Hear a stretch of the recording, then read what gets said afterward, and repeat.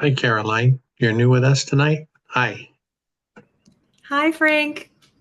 How are you doing tonight? I'm doing okay.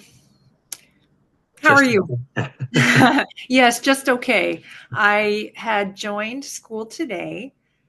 My house burned down. A rental oh, property burned down in Altadena in the Eaton fire. oh no. And I'm here to find out a little bit more. I'm here to see if I can get referrals for a CPA who deals specifically with real estate because I'd like to make sure that I get all of the depreciation on this property and find out what my options are. It was a 1031.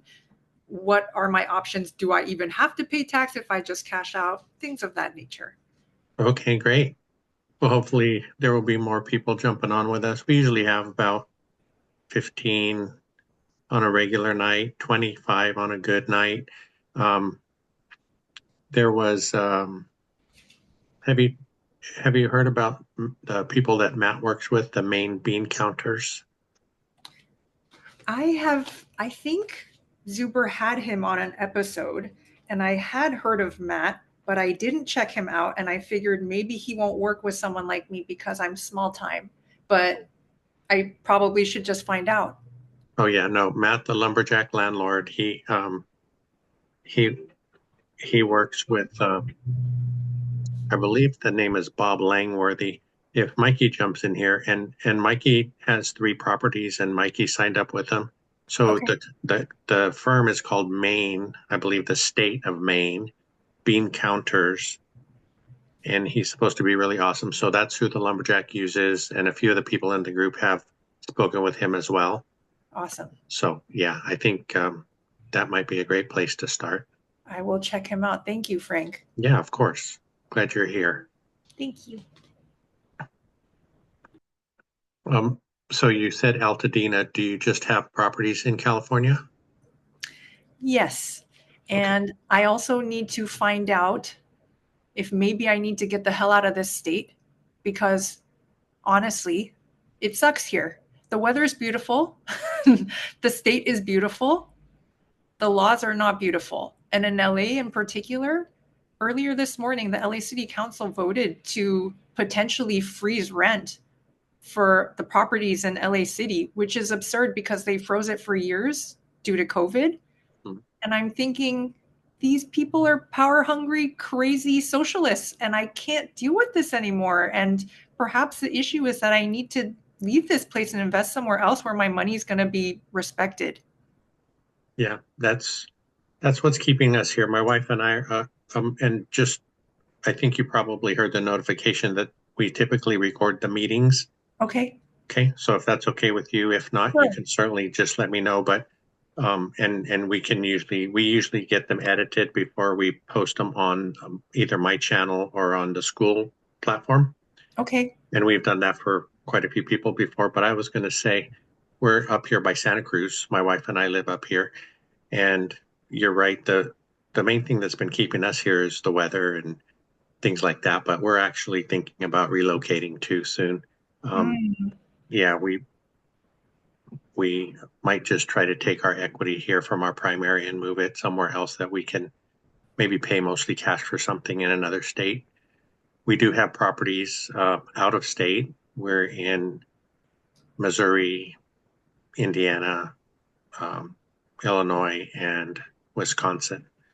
So it was easier for us to get started there with a lower barrier to entry.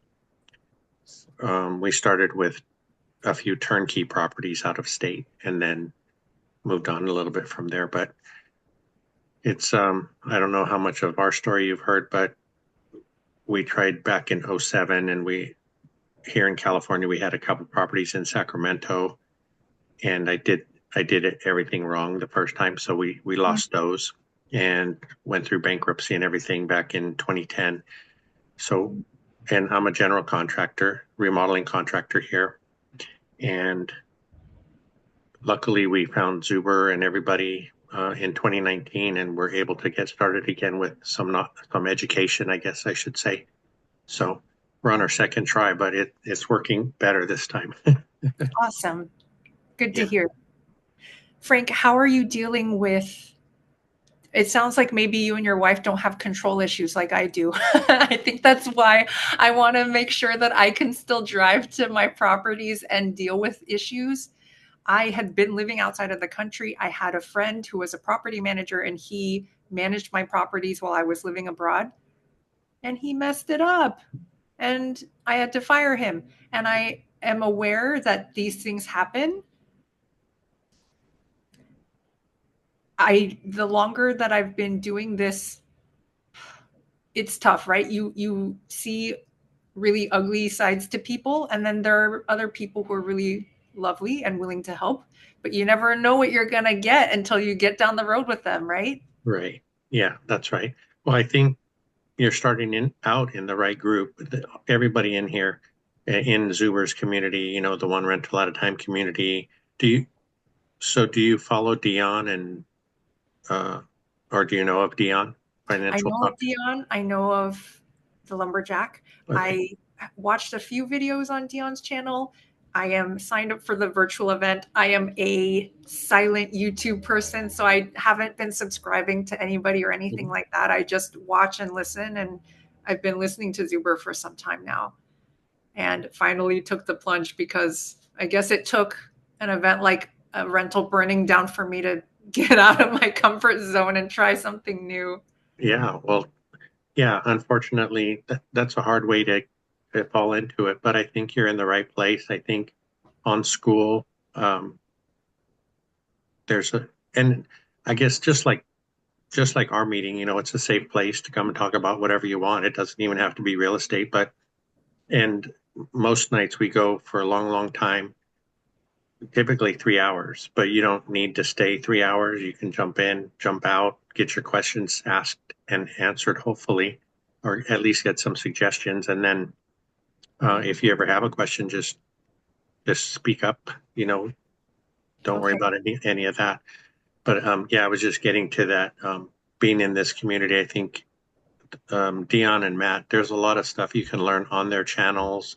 You can always email us. I'm sure anybody in the group would be happy to chat with you. There's a few of us here in California. We have people from all over. Um, I think Josh is in Washington. Peggy's in Wisconsin.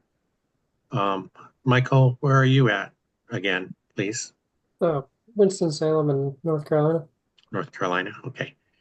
And, Mikey, I mentioned Mikey and Mark, they're in Hawaii investing in Pittsburgh. And um, we got people in Texas, Atlanta, all over the place. So, what you were talking about earlier about being a control freak, I think I have a little bit of that in me too, especially being a contractor and actually wanting to go and do the work myself, Yes. because at least I know it would be done correctly. But we started investing again in 21, and we have 4 or 5 different property managers, and I think now we're lucky because the group that we have has been pretty good, and they'll communicate with me, they'll answer all my questions whenever I have any, and I think that's a frustration for a lot of us because I was just speaking with someone yesterday about their property manager and how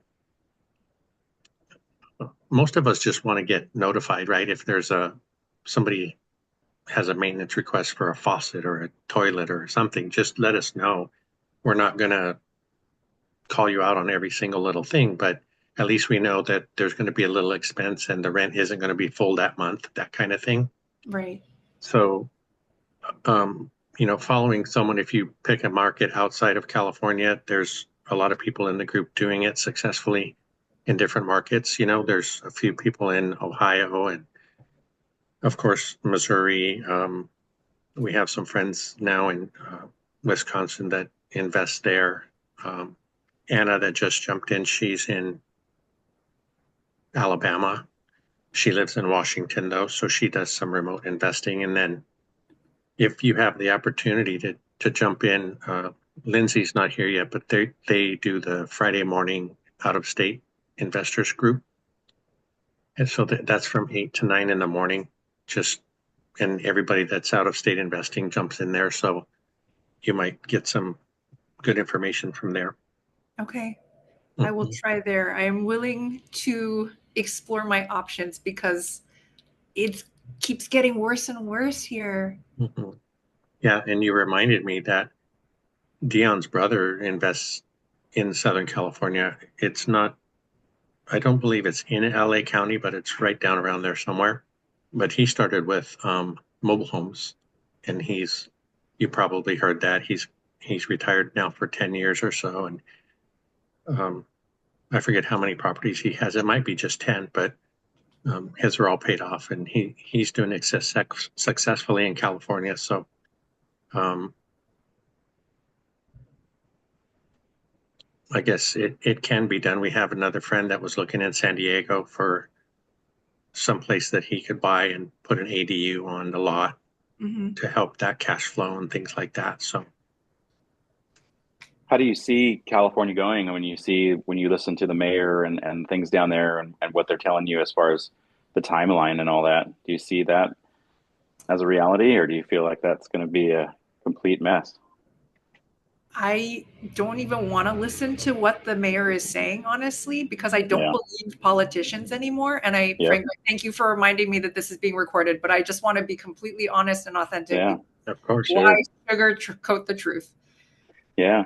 I Yeah. don't trust anybody. And Well, they haven't presented themselves in a way that to be trusted, unfortunately, in a lot of cases. So yeah.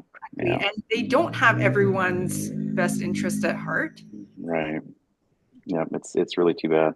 Did I Yeah, hear you say you lost your rentals in the fire? I did. Yeah. And I'm sorry to hear that. honestly, I also feel like because I'm a landlord, Mhm. I don't have a lot of resources available to me. I don't have the Salvation Army or the American Red Cross offering me any sort of a cash grant. I don't even qualify for anything with FEMA. I have to deal with the SBA, who God only knows when that's going to get back online or when someone's going to get back to me about that. Right.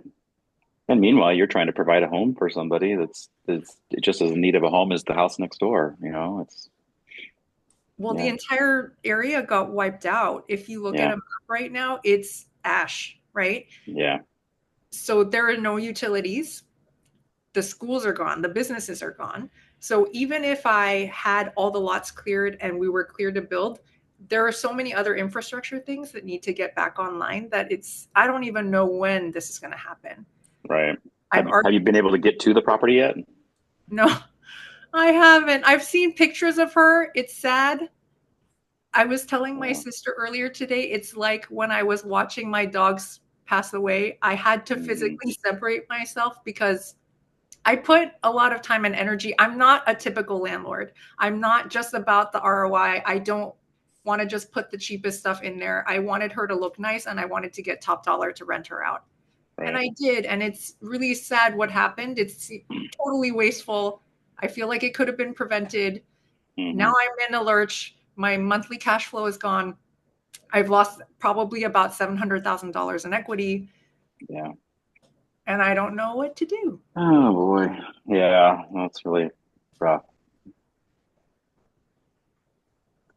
Well, hopefully, as goes forward, you have this as a network where you'll hear from other people of, okay, here's maybe some avenues and things to try. Networking like you're doing is the best thing you can probably do. So Right. And hopefully I'm people can offer some help.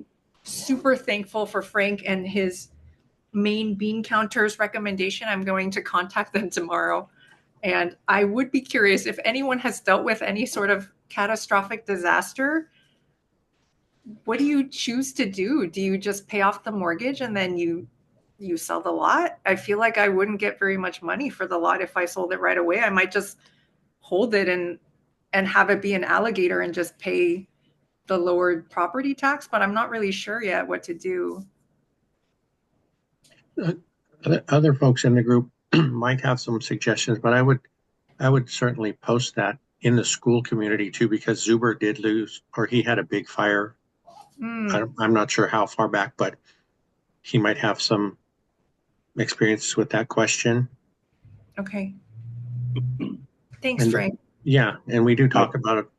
Go ahead, Josh. Oh, I was just going to say, this wasn't a rental property, but my parents lost their home about 10 years ago, Oh. And so it was their personal residence burned down from a chimney fire, and that in that case that they had a, what did they call it? It was like personal a personal adjuster or something like that. Basically, what that person did is they got a percentage, but you basically kind of give them some authority, and they helped to negotiate to get you more. And they had a person that would contact you, and for when it's your own personal residence, they would basically take it room by room, because you're like, I can't remember what I had in there as far as my personal contents or what exactly fixtures were in the house. And so they would take it room by room and break it down. They're like, okay, so when we walk in the front door, that's the living room, right? And they would say, okay, what's on this wall?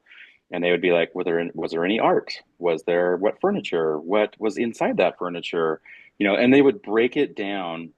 And that way, when you actually when you sat down with them and really worked your way through that, it really helped you to get a better inventory so that you're getting your claim in properly with your insurance company and that kind of stuff. And I know it was helpful for them. It's hard because you give up a percentage, but it was helpful in the long run, in their case, in their personal residence. Now, in a rental situation, I don't know. You're not going to be dealing with contents like that. It's mainly just the structure.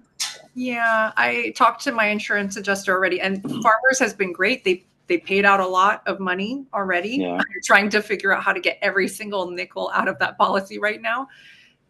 Because I had a landlord policy, they just paid out, and the loss is way more than what the policy was for. So they paid out everything that they could. Yeah. Yeah, I don't know. I think, like Frank said, put it out there to the group and crowdsource it. Yeah, I will. I will eat everyone's brains for sure. Exactly. Yeah, they were, Zuber was also talking about as far as insurance goes, because us being in California too, for our primary, we had to go with the California Fair Plan insurance. And he basically was saying that insurance is basically for fire, and it doesn't necessarily cover the rebuild cost of the property, and that some of us may consider insurance stacking to make sure that we are covered as high as we should be to get rebuilt if we need to. So that was a surprise for me. I was mainly thinking, I was happy that we were able to get coverage to satisfy our mortgage company, because we didn't want the mortgage company placing their insurance or getting insurance, I forget the term, but it's mortgage placed insurance or something like that. So if you don't have insurance, but you have a mortgage, then the mortgage company will, if you don't get it covered, they will find coverage, and they don't care what it costs us, as long as they're as long as their cost is covered. So he's been talking with is it the CEO of Steadily, which is the insurance company, but Steadily doesn't cover primaries. They just do investment properties. Yeah, I watched the video with Steadily too, but I also don't want to hog up all the time. I'm a new member. I'm here to listen as well. If other people have things to say, please. Yeah, no, you're fine. Jump in as often as you would like.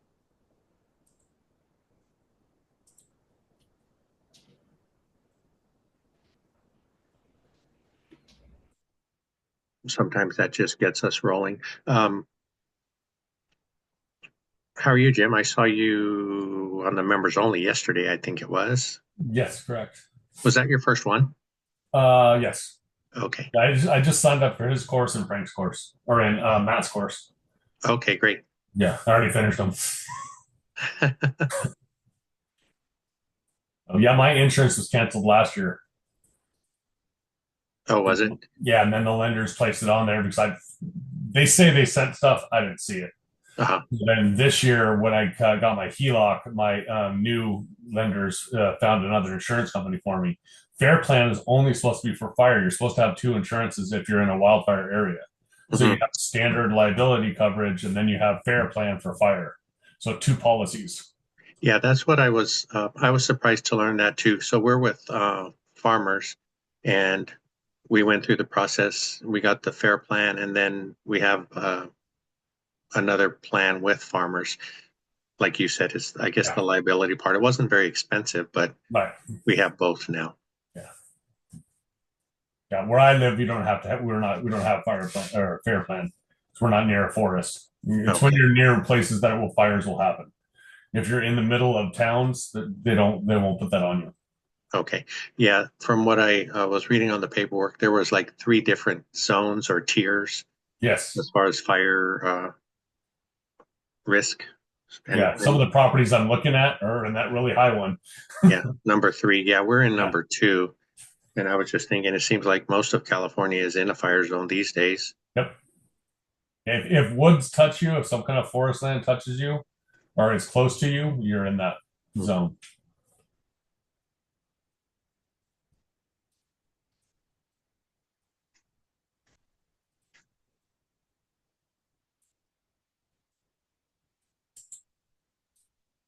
I have a quick question. Peggy? So I have someone that's possibly gonna rent out this house that I'm buying in 2 days, but they had a house fire, and so they don't know how long they need a place to stay, which I'm okay with. But she said that their insurance is gonna pay the rent. Has anyone done anything or heard of anything like that before? Yes, they do it a lot of times. They do a lot of midterm rentals. Insurance companies do that a lot. Because that's part of the policy for insurance companies is when there is a catastrophe, they move people in to a hotel, to a short-term rental, to a midterm rental, or if you end up doing it, it's a temporary until they can get their house back together. Yeah, they're redoing their house, but they just need something because she's like, it could be 6 months, it could be 9 months. We just don't know. I think it's in the very early stages. So she was gonna get some more information from her insurance company, and I told her I'd get back to her either sometime over the weekend because Yeah, I don't know if they pay you directly or if they pay the homeowner and then the homeowner pays you. I don't know. Okay. And then do you know, do they pay like a deposit or no? Do not have an answer to that. I would assume so because they got to do anything to get the homeowner into something, into some kind of housing. Yes, they do pay a deposit. Yeah. They do? Yes, they do.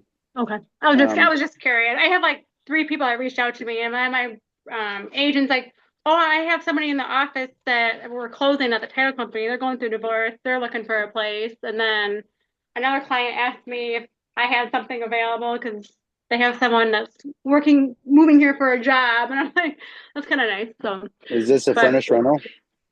I'm buying it on Friday.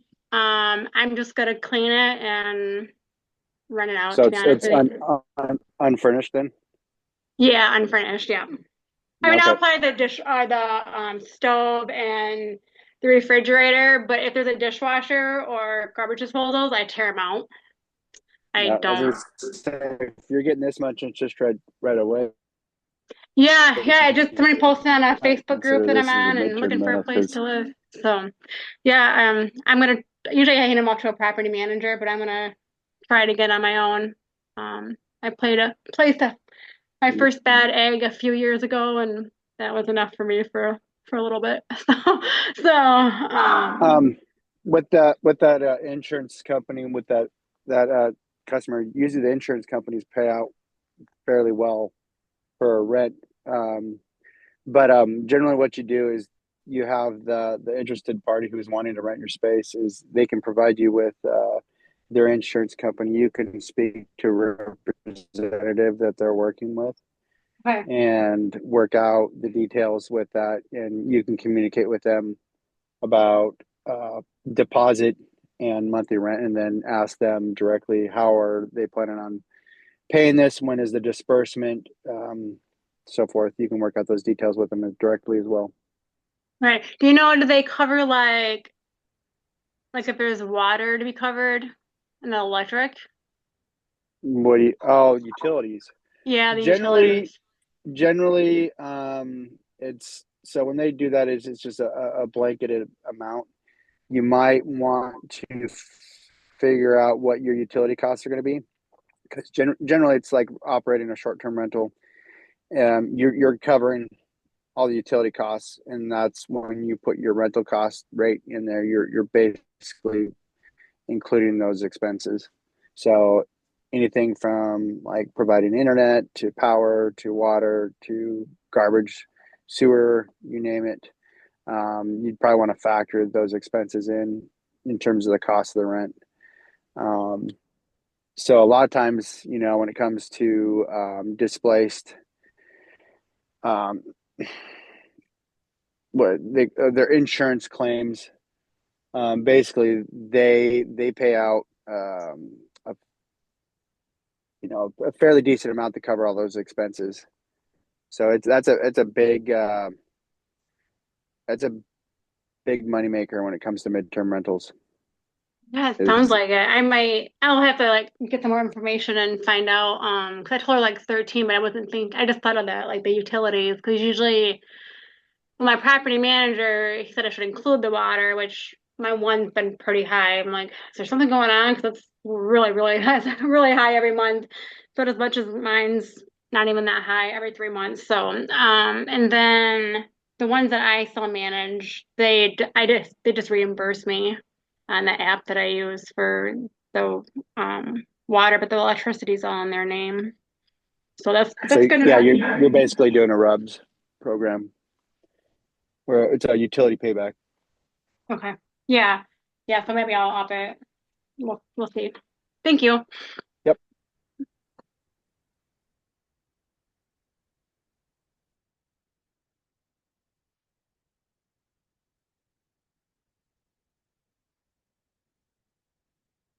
Anybody else have any questions or anything else going on this week?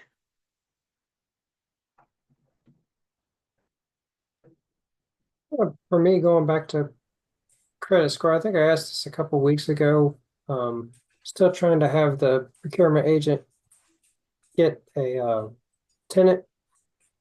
I'm still not sure what's the reasonably lowest amount I should drop a credit score requirement versus other things. So pretty much the only thing I've got, it was a 650 minimum credit score, but that's not, nobody seems to be able to meet that. And then a clean background check, which I'm not budging on that.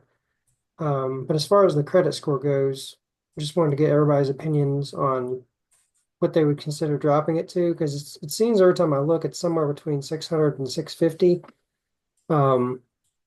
But anything below like 630 has me kind of feeling iffy, and I just don't know if that's just newbie nerves or if there's a reasonable amount to consider there. I know most of our property managers, or I just went over that with one we have in Milwaukee, and 650 is their minimum. I know sometimes Dion will talk about that, and he would rather have a little bit higher credit score and maybe move numbers around a little bit for the income requirements. Like if you're asking for 3 times the rent and 650, leave it at 650, but maybe do the rent at 2.5 times and see if that makes a difference. I don't have any income requirement like that. My logic behind that was if the credit score was decent enough, they at least somewhat would know how to manage their money, and partnered with that would be roughly $4,500 a month in income, and that's just incredibly unrealistic for anybody in this market to rent if they're making that much a month. Mm-hmm. Yeah, I'm trying to think of who else has gone through that recently. I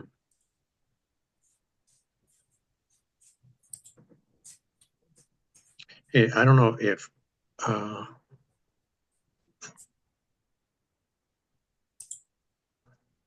okay, yeah, Caroline, the markets are really it is market dependent, right? I think like when we talk about stuff out in Gary, Millennial Mike has talked about that before, and he had to really lower his credit scores there because of the area.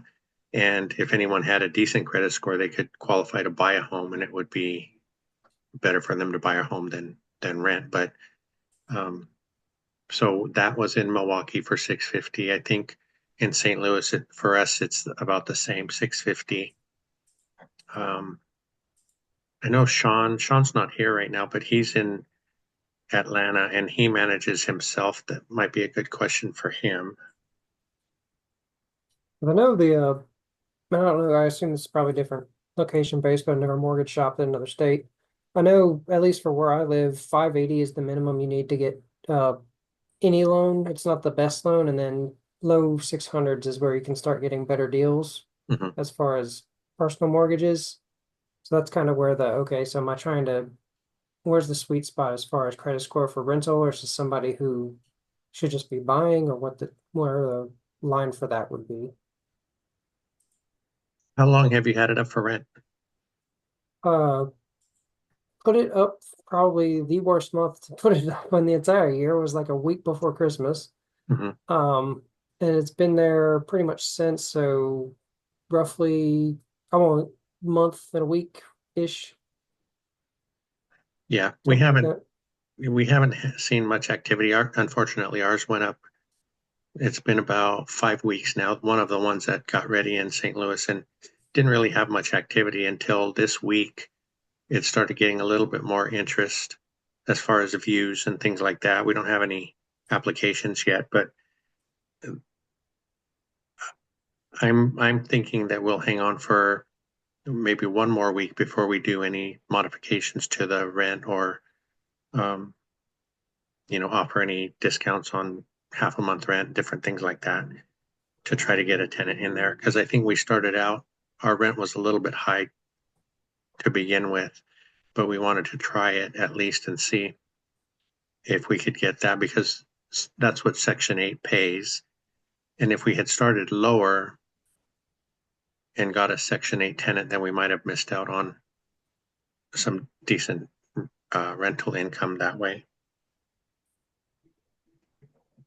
Okay, so It, kind of sounds like it's almost like a balancing act the between credit lowering the score, rent this and the is Anna credit Kay. score. Oh, yeah. I just placed one tenant after a while. The credit score requirement might be dependent on the market, but also if that's a class A, B, or C, or whatever that is, you know, it's might be the combination of the credit score and then how many times the rent income requirement.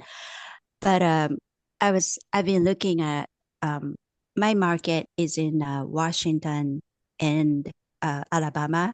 The Alabama market, I use a property management company, and then I know they use 600, and my houses are probably B minus or C plus ish houses. They use 600, and they use 3 times the income requirement. For my market, the one that I self-manage in Washington, it's a duplex and it's 2-1. So, but I consider that's like a solid C class neighborhood. And I started with the 700 because I had a problem with the tenants before. I didn't want to have anybody, who doesn't respect. So I put 2.5 times income requirement, and then I put 700, and couldn't really find anybody who applied with 700 score. So I lowered it, but I'm still looking at the market because another unit is leasing out probably at the end of March. So I'm looking at it continuously. It looks like the ones that have high credit score requirement, like 700 solid, and they require 700. It's not renting out. It's been sitting there, and plus the seasonality too. But the ones that are somewhere over 600, 640, 650 with a reasonable rent, they are going slowly moving. So I don't know. It might be depending on what your expectation for the tenant space, like C, B, A kind of. I'm thinking. Yeah, I think C and B always kind of blur together for me, but it feels like a B to me. Maybe it's like a B minus. Um, That's the only reason I think I might be able to get away with a credit score like that is because I think it is a nicer neighborhood. Um, and I did ask the lady who's trying to find one. She said it usually averages about 3 to 4 weeks to place a tenant. Um, I'm essentially not counting the first week before Christmas because that I don't think anybody's going to move then. So I'm coming right up to the end of the fourth week. And if I wanted to budget, I could also say the week after Christmas, nobody's probably going to move much either. But I'm starting to get to the upper end of what you said the average was, and I don't know if I should uh, essentially trying to find the line between me being impatient and me needing to wait because I just need to wait to get a good tenant. I just don't know where that line is. Yeah, I think some of the houses that are sitting with the 700 score requirement, I think they were just doing the same thing. They just probably got tired of um, some programs and they are just looking and sitting like 2, 3 months now. That there are half the market sitting for quite a while, but they are not badging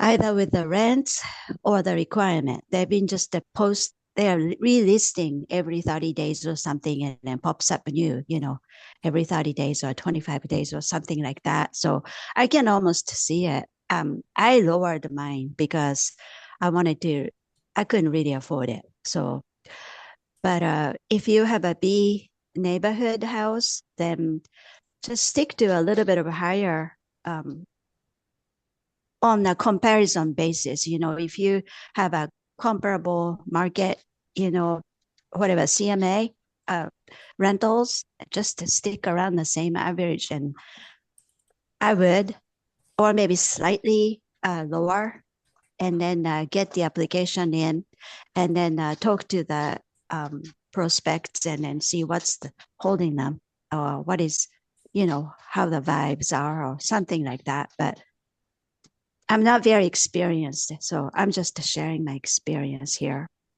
Yeah, it might be worth because if I did drop it, I'd probably drop it from 1550 to like 1495 or something. Um, and that might be something to consider because I wouldn't really lose that much sleep over such a small drop in the rent if it means I got to keep the credit score in there. Where are you? Where is your market? It's in Winston-Salem in North Carolina. Oh, okay.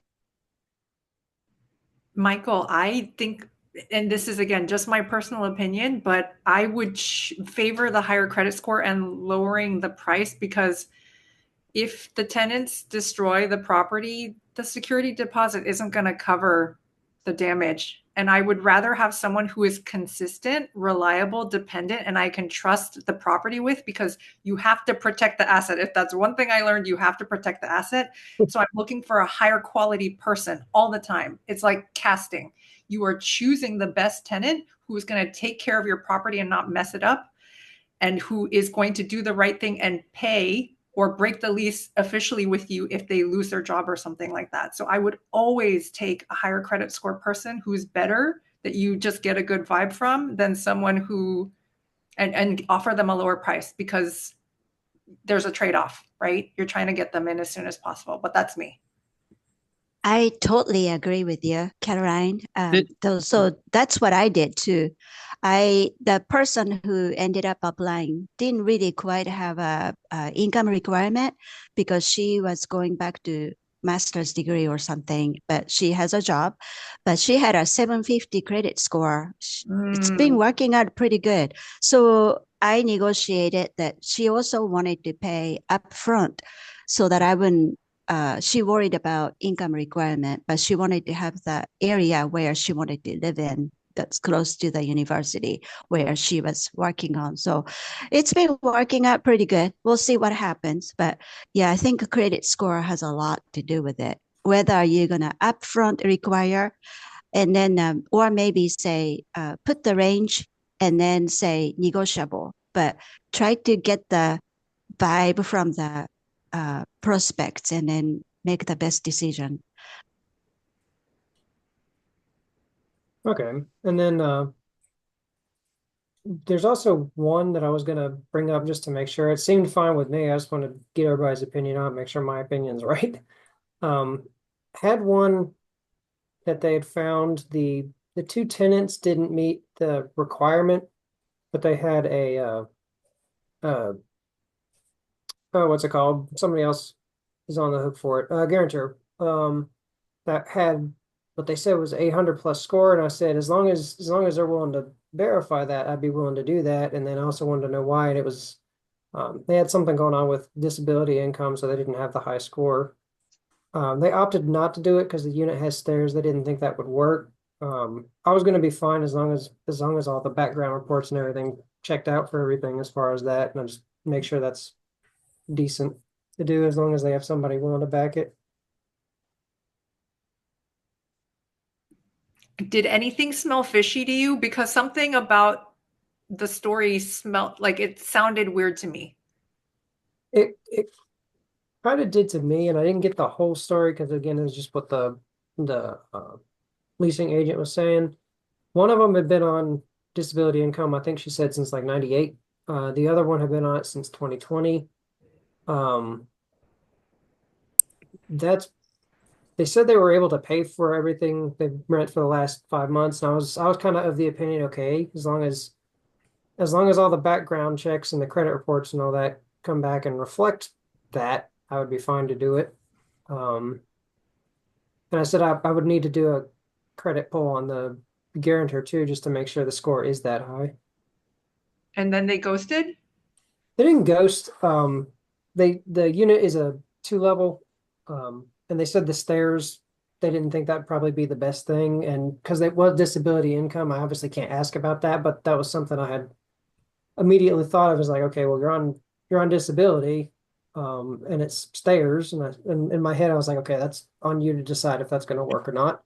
But I guess it didn't work. So Well, it sounds like they eliminated themselves then. yeah. But just the concept of a guarantor in general, I was fine with it as long as they met the credit score requirement. Because they'd be the paperwork. It's like, okay, well, if they don't pay, then you said you would, so here we are. Right. I have worked with guarantors before, and it was for young people because the tenant was actually a student and the parent served as a guarantor, and it was still messed up. Now, if anything smells a little bit off, I'm gone and I don't rent to them because I don't have time to deal with problems. But again, that's just me. Yeah, and Dion always says if you're going to have a guarantor, to make sure and get their signature notarized.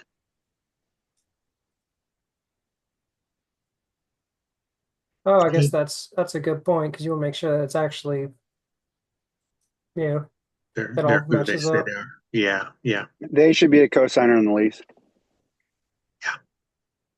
Oh yeah, I was gonna have them on there. I was gonna have them sign something. It wasn't just gonna be like a pinky promise, but just You can in also do a background check on the guarantor. yeah, I was gonna do a credit. I wasn't gonna do a background check, because if they did have an 800 score, but they're not living in the place. It's like, okay, well, you've got the score. So, um, I don't know if that's right or wrong, but that's just sort of my thought on it. No, It's it's one of right. those, yeah. You're It's like, protecting your asset. You gotta. It's no different than them being another tenant on the lease. yeah. Yeah, I think I would do a full anal probe on everybody there just to make sure that it all checks out. I think somebody might want to have a conversation with me if I did all that. Hey, Lars, did you have a question?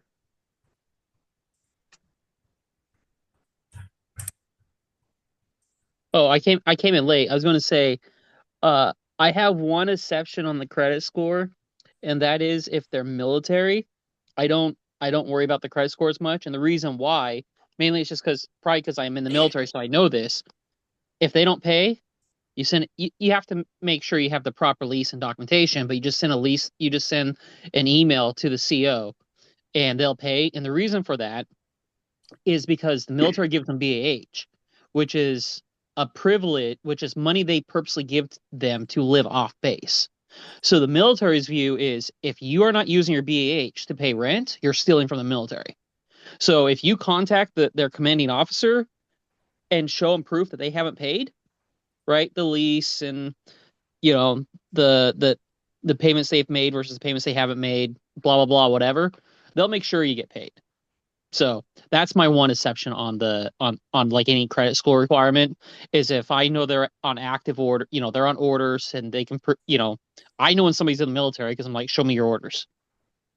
So that's, if they don't give you their orders or something, then they may just be they may be lying. But if they give me the orders and everything like that, then that's a exception I'll make for on the credit score. And the reason why is because I just know how to get that, right? It's Section 8, but it's actually Section 8 you can collect pretty quickly. I mean, it's not officially Section 8, but in many ways it's kind of Section 8.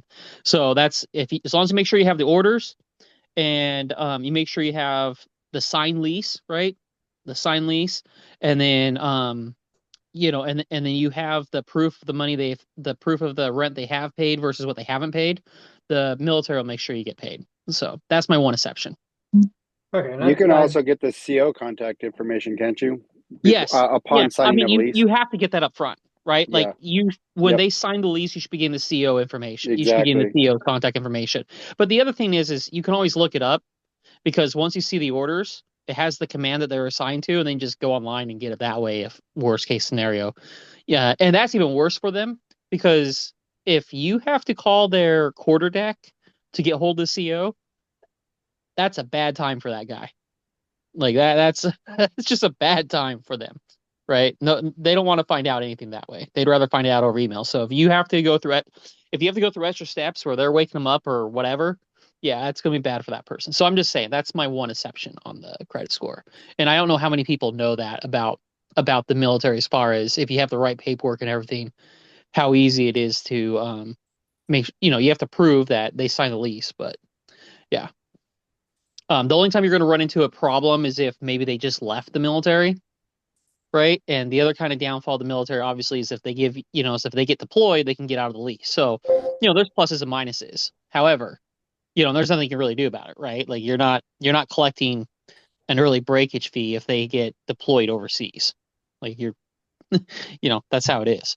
So, but a lot of times people get deployed because their family's staying here.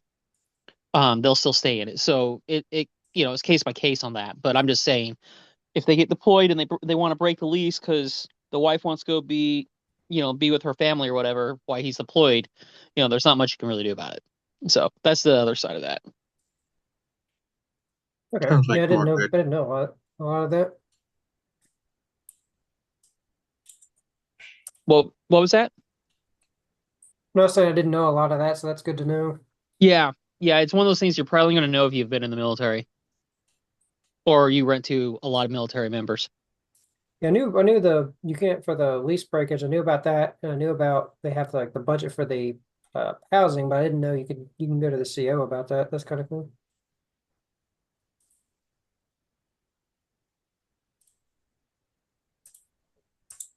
It seems like they'd be less likely to mess up your unit as well. Yeah, I would. Yeah, I mean, obviously, there's always, there's a when you have that many people, there's always, you can always be the unfortunate one that got the one bad apple out of the bunch. But yes, overall, I think you're a lot less likely to wreck things. And then also, if they do it and they stay in the military, you sue them. You do have, you sue them. They do have reoccurring income. That's pretty much guaranteed reoccurring income. So, there's that other side of it. Mm-hmm. And you're always going to be able to serve them papers because, well, they're on orders. So it's not going to be hard to serve them papers. Yeah.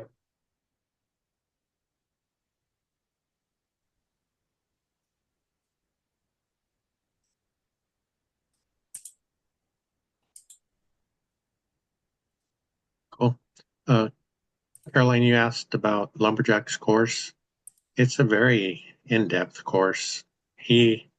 Well, you probably know he manages, I would say, most of his units. He has said in the past that he has a property manager for a few, but a lot of his course is about rehabbing how to pick and uh, find good quality tenants.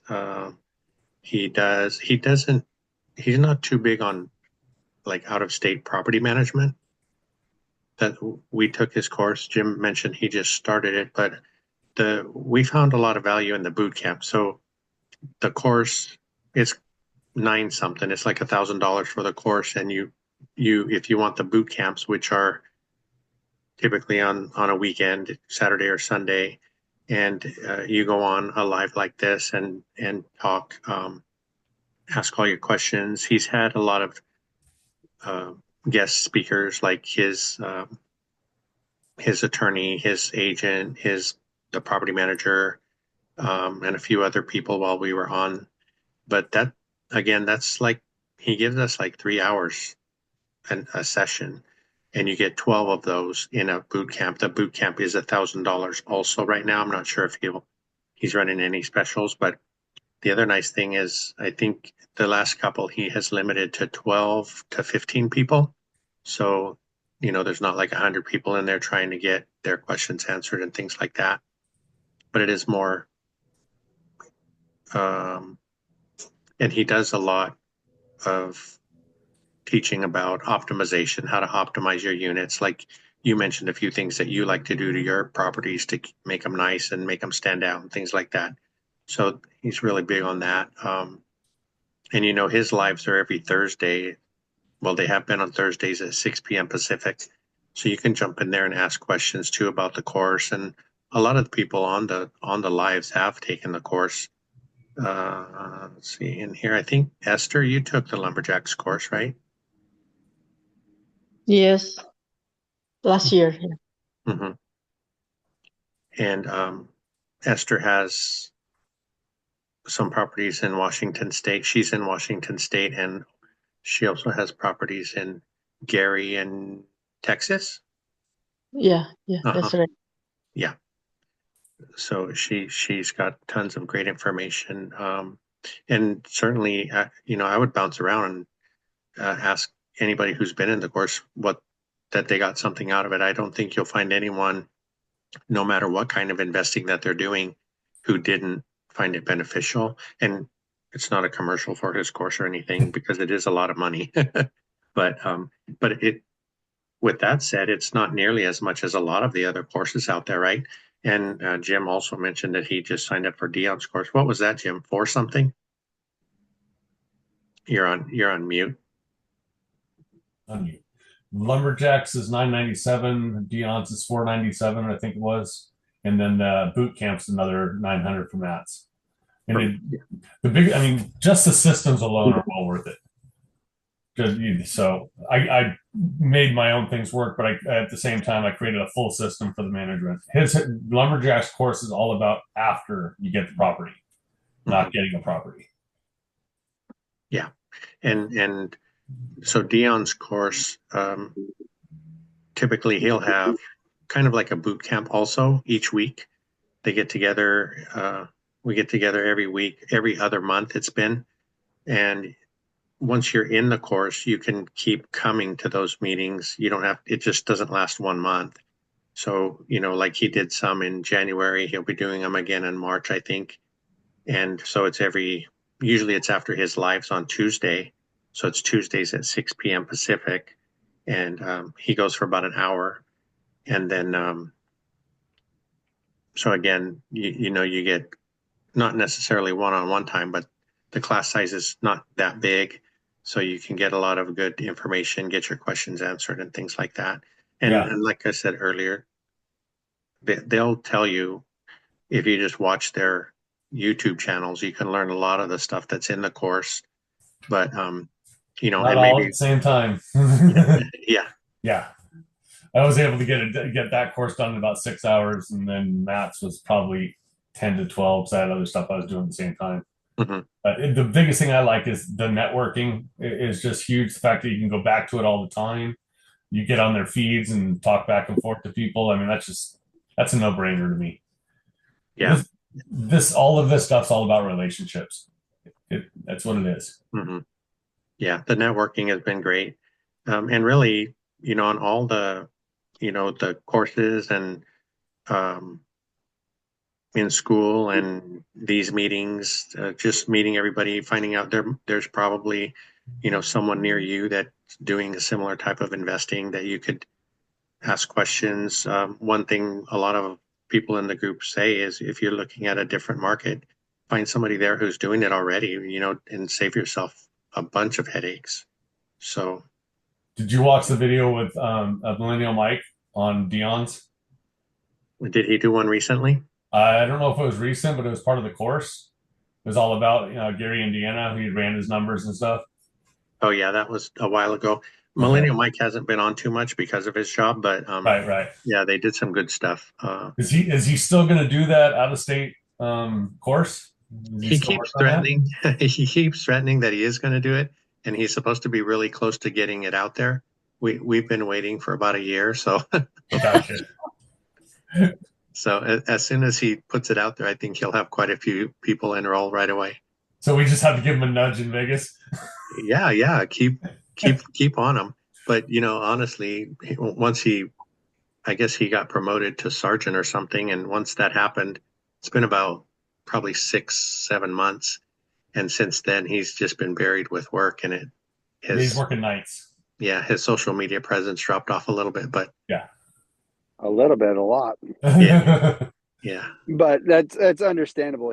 He's also super busy with his acquisitions and his properties on top of his job. So I think if you watch his content, he gives out a lot of information in regards to what he's doing too. I mean, you can just go to his channel and look at his playlist, and you can just go down the list and watch him. He provides a lot of value in just that alone.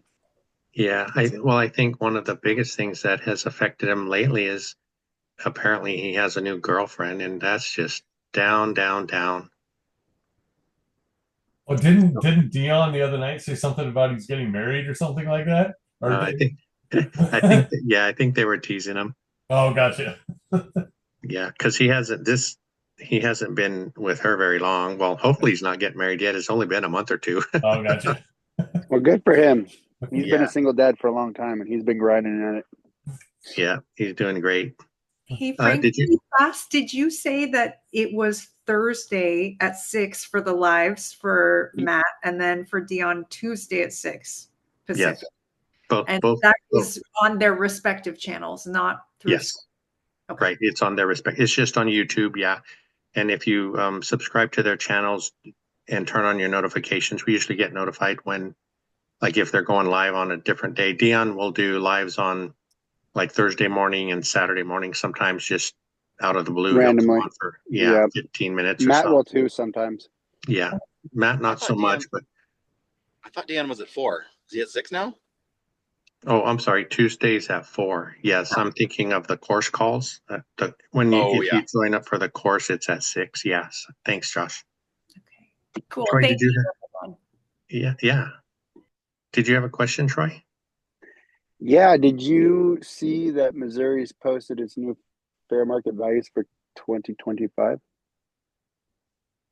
Did they change them? We looked them up when they put them out in October.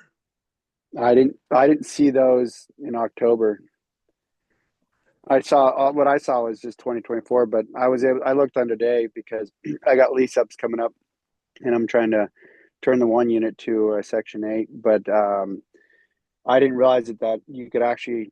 Mine was boiled down to respective zip codes, which has made it even more handy because when I looked at it before, it just did it by the county, and that was just a broad analysis.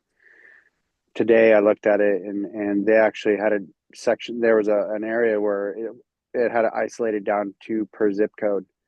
So you clicked on a link from there, it gave you a more broad analysis on kind of like, based on percentages of median and incomes and so forth. So there was a lot more information if you really wanted to get into the nitty gritty of the analytics to that information. But to me, it was handy because it allowed me to look more closely at my specific zip codes for my properties that way, because there was a difference in terms of just by the county. So instead of just looking at the county, it would show like this is what the fair market value was. I think in my area alone, from what it showed for a 2-bedroom, 3-bedroom, it was almost $150 difference. Yeah, So I'm glad you brought that up. Because so you might not have been on with us when we were talking about that, but as soon as they came out, I think it was October 1st. And so we all just rushed in there to see what the new rents were going to be. And like you said, last year it was by county, and this year they broke it down to zip codes. And one of my zip codes went down, so I panicked and I had to check all of my zip codes to all the different properties. And luckily, just one went down for 2025, and it was in the 63136 there in St. Louis. so yeah, but you know what I did find, and I mentioned us trying for higher rents in the beginning of this show, because I reached out to the housing authority, and the housing authority sent me what they pay, and it only had two categories. One was I think they called it large area and small area, but the numbers that they pay out are quite a bit more than the FMR shows for our zip codes. Generally that's because of the fair market value is based on what a renter would pay. Now with Section 8, that's also they're including expenses, your utility costs. Mm-hmm. So it's going to be higher. They're generally going to associate probably around $300 additionally a month for utilities. So that's why it's higher, and that's what it's based on. So like say fair market says for a 3-bedroom, it's $1,450 something. You know, it'll show on what they'll pay on Section 8. It'll probably pop up around like $1,700, $1,800 per month of what they'll pay because they're factoring in expenses for utility costs. Can't you opt out of that? Opt out of what? The utility costs, because there's no way I'd do that because I've got bills here that are $500 a month. It's per county, per zip code, per state. Every state's different, and it's not so much that you opt out of it. It's basically they're saying this is what we're going to pay to you as the landlord. This is what our maximum amount's going to be. So they're factoring in what their Section 8 qualified tenant is going to receive in terms of payment through a voucher. That is their declared amount. So anything else above that, they're not going to pay. And in Matt's course, it showed 3 different areas where you could have all inclusive, then you could have this little pick and play, or you just have rent. I think that's really dependent on the state and the county. So in Matt's area, he's in New Hampshire. His might be a lot different than you would be in California or Texas or Missouri, like we were at. That's why you need to speak with the housing authority and see what's the system that they use. Because I know from my conversation, they're like, if your rent is going to be higher than what it's most likely going to be for them to pay for utilities, they're going to say, we can't approve this because you're too high. They'll basically tell you in a nice way, you need to lower your rent if you want to rent to this tenant. Yeah, I was just looking up again. So what you're saying makes sense, and I had an understanding of it before, but when he sent me what they would pay, it was $1,375, and I figured that included utilities. But the FMR is $1,090. Mm-hmm. So you were saying about $300 for utilities. That's pretty close. They factor about that. They have a pretty good idea what you're paying in terms of utilities. You know, if it's water, power, and gas is generally the 3 utilities that they're most likely going to have to pay if all the utilities are separated. Mm-hmm. And so it's a pretty good ballpark between, they say $250 to like $350. So I mean, if you're going to be covering one of the utilities, then you know that's different. You know, you can still charge a higher rent, compensate for that. So say like you have a 2-bedroom, 1-bath unit that Section 8 will pay $13.58. Fair market rent for that unit is say $1,025 a month.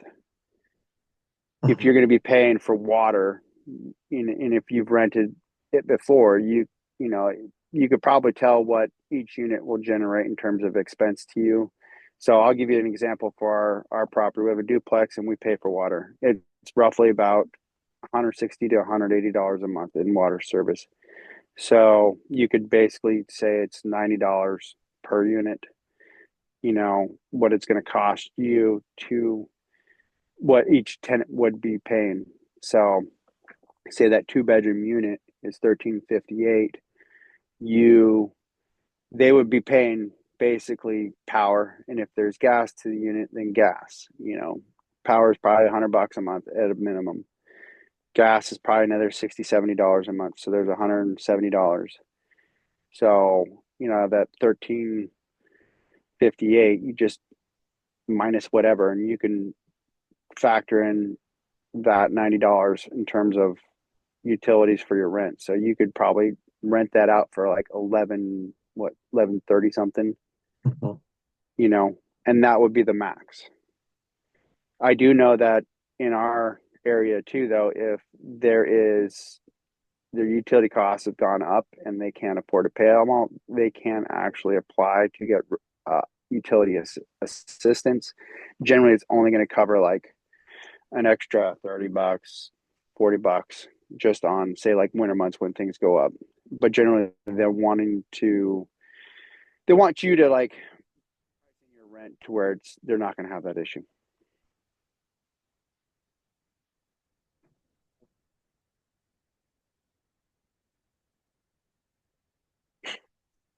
Mark's chiming in on the chat. Go Eagles. Oh, Mark, you poor guy. He's been laying it on thick lately to me, so I'm laughing. Mark, I thought you would go for the Chiefs because Mahomes wears Crocs.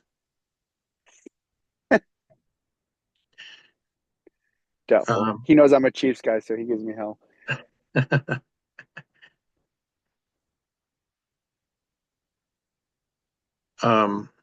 Michael, did you have another question?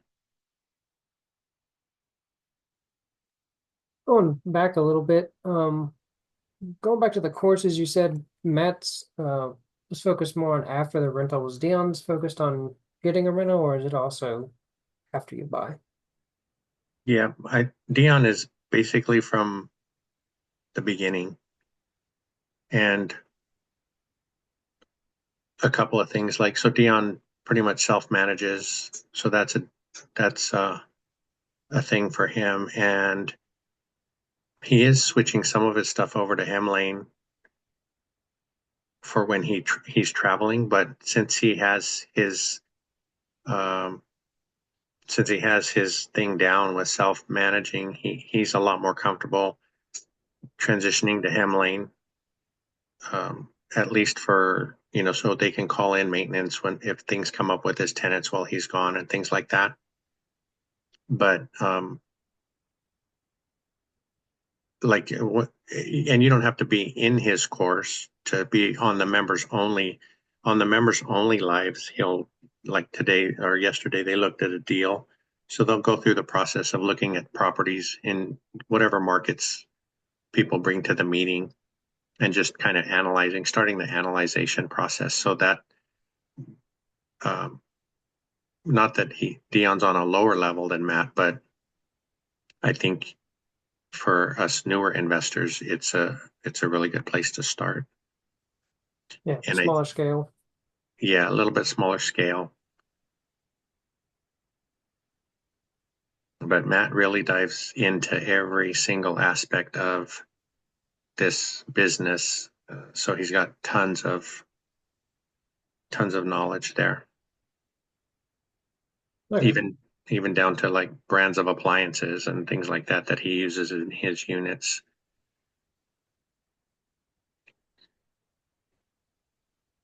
And two, I mean, that's a thing too, because where he's at, systems are different. They have boilers and that kind of thing that we don't typically have. Thank you, Troy. We'll hopefully catch you next week.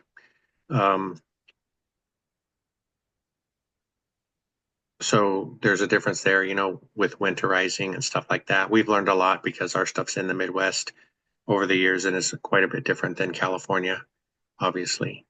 Yeah. Okay, But, that's something to consider. Yeah, like I said, if you're considering taking this course, quite a few of the people in here have taken it. So just reach out and we'll get you guys connected. You can ask questions. I know, well, like we said, Esther's taken it. Anna has taken it. We've taken it. Chester has taken it like 30 times. But so Chester could teach a class now himself.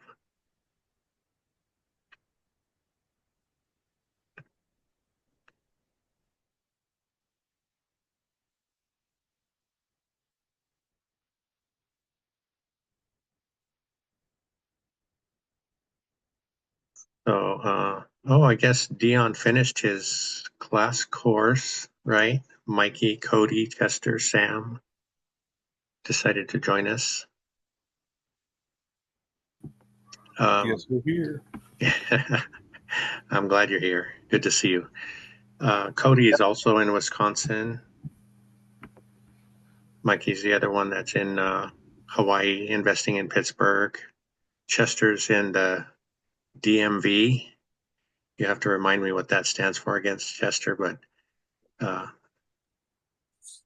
It's the tri-state area of DC, Maryland, and Virginia. I'm a little bit distracted because, ironically enough, one of the nearby airports is reporting that a helicopter and a plane just crashed midair.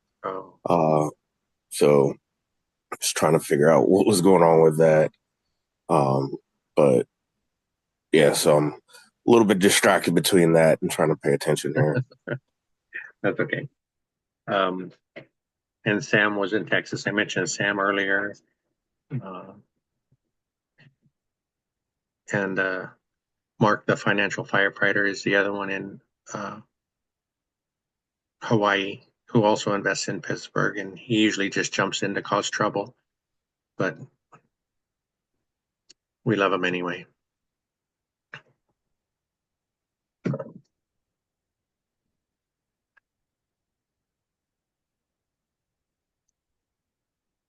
Ike, are you there?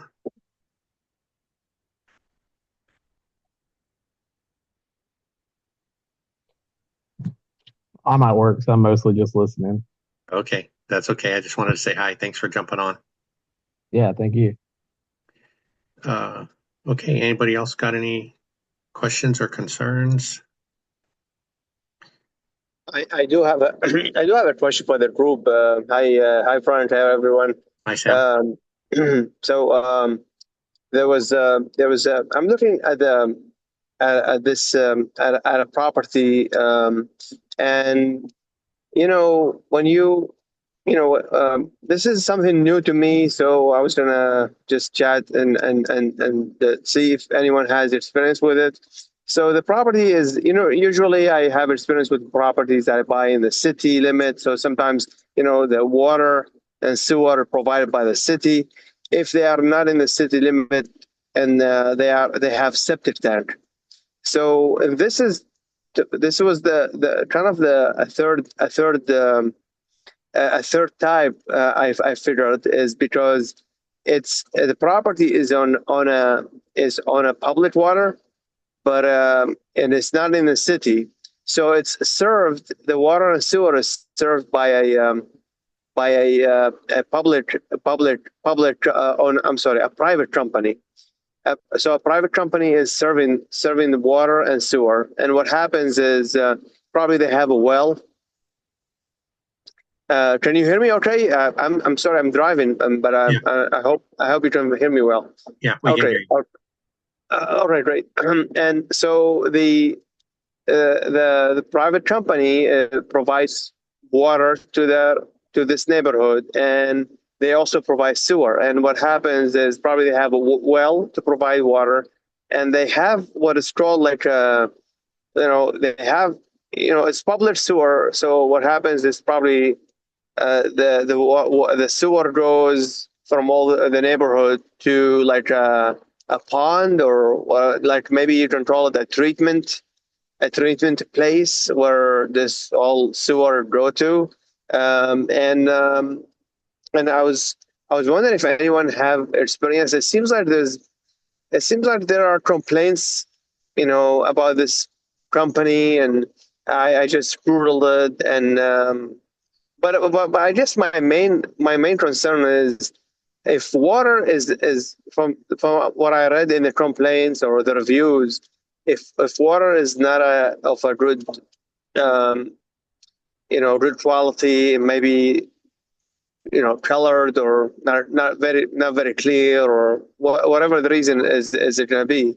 I guess having maybe a softener, or would having a softener at the property and filters, maybe mitigate that problem and help with maybe make the water a little better. I'm just curious. And the other one is like, what about this pond? Does it smell, especially in the summer? Maybe I went there and there's no smell, but would it really smell in when it's hot? Especially here in the south.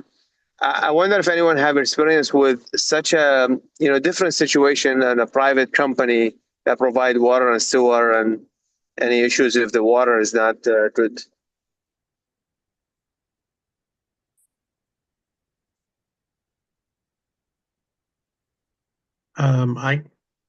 Any feedback is appreciated.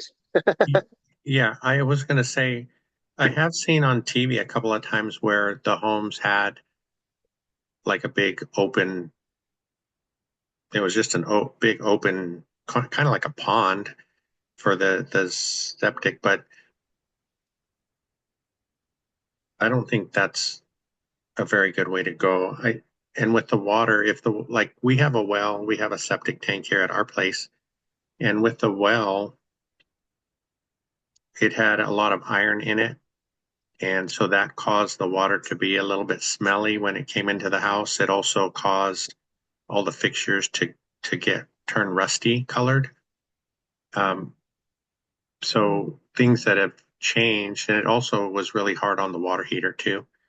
But what we've done over the years is we put in a larger holding tank, and they cleaned out the bottom of our well when they did that. And then I guess what that does is, since the water goes into the large holding tank first, if there is any iron in the water, it typically would settle. And they put the output, the water output that comes to the house is 2 or 3 feet off the bottom of that tank. So as you're drawing water into the house, that water is a little bit cleaner. We do also have a water filtering system that has water softener on it. And there was for the water heater,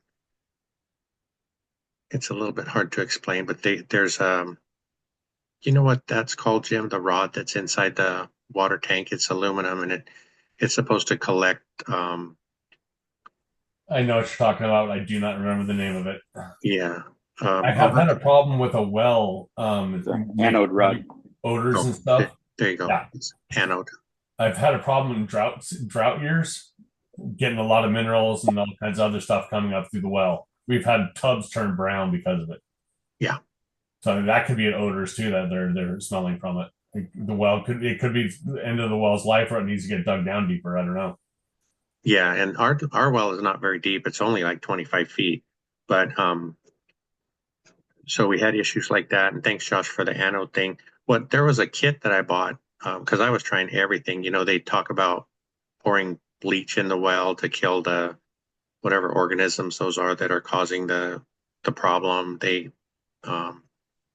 But I finally found this thing. It replaces the anode rod, and it's just a few inches long. But you take the anode rod out of the tank and screw this guy in, and it's a low voltage. So you plug it into the wall, and it cured the problem. if anybody needs something like that, I'll find the name of it. But we haven't had the smelly water, and the water softener took out a lot of the iron, but it did clog up the water softener system too. And now that we finally have the large tank over there, everything has just been much better. We still do have like a triple filtering system under the sink for drinking water, and that water's been really good to drink. But when we moved in, they do test the water for you. They can tell you exactly what's in it and what kind of system would be best. They even have like ultraviolet filters and things like that kill any bacteria or anything in the water before it comes into the house. So I think a few weeks ago, there was somebody on with us that was talking about adding filtering systems to help protect the water heaters, because he has on-demand water heaters and the water heaters were failing before they should. So he was going to maybe use a water softener, and by the time he thought about it on doing that on all of his units, the cost was a lot more than just replacing a water heater a couple of years sooner. But and honestly, the filtering system that we bought for our house was like $9,000. So it isn't cheap. Yeah, that's quite of an expense for that. Yeah. Over the years. Over the years it pays off for sure. Yeah. Sam, you can check the water or sewer company directly. What kind of process they do. Yeah, okay. That's what Frank was also saying. Yeah, okay. I can check. Yeah, I think what you described, Frank, can work if you have the well on property or you receive water from, this company that relies on a well. I guess that the same treatment can help either way. Yeah, I would think if you bought the property and you get the water tested, or you could probably get the water tested during your what do you call it, your 7 or 14 day contingency period. But sometimes, like over here where we're at, there will be a community that runs off of a community well, so they'll have one well pump and several holding tanks, and all those go to the homes in the area. But yeah, I would get it tested and see what you need to do to protect the fixtures and protect the people that are, drinking it, and maybe they won't drink it, but they'll know. And who do the testing, Frank? There are probably a lot of different testing companies in your area. You can get testing kits like at Home Depot for water, but those usually just screen for like lead and one or two things. But the other companies, they might have a fee of, I don't know, $100 or so. They'll come and test for a lot of different things. Yep. Okay. And as far as the the sewer of the whole neighborhood going to that pond, I think this is a little unique because I'm not sure how, if anyone had that, but it's new to me as well. So I feel like it's possible that it might be it can be a problem, but it may not. So I'm not sure how. I guess I was planning to just go and talk to neighbors and ask as many questions about it, and talk about different seasons to see if there's any smell coming out of it, because that won't be pleasant for anyone living in that house. So I guess that's my plan. But yeah, thanks for sharing. Yeah, I would hope that they would, be treating the sewage and maybe they're treating the sewage and then it goes into the pond once the water's treated. If they do that, they might be able to use the water for, landscaping or that kind of irrigation. But I would hope that they're doing that before and not just letting it sit out in the open.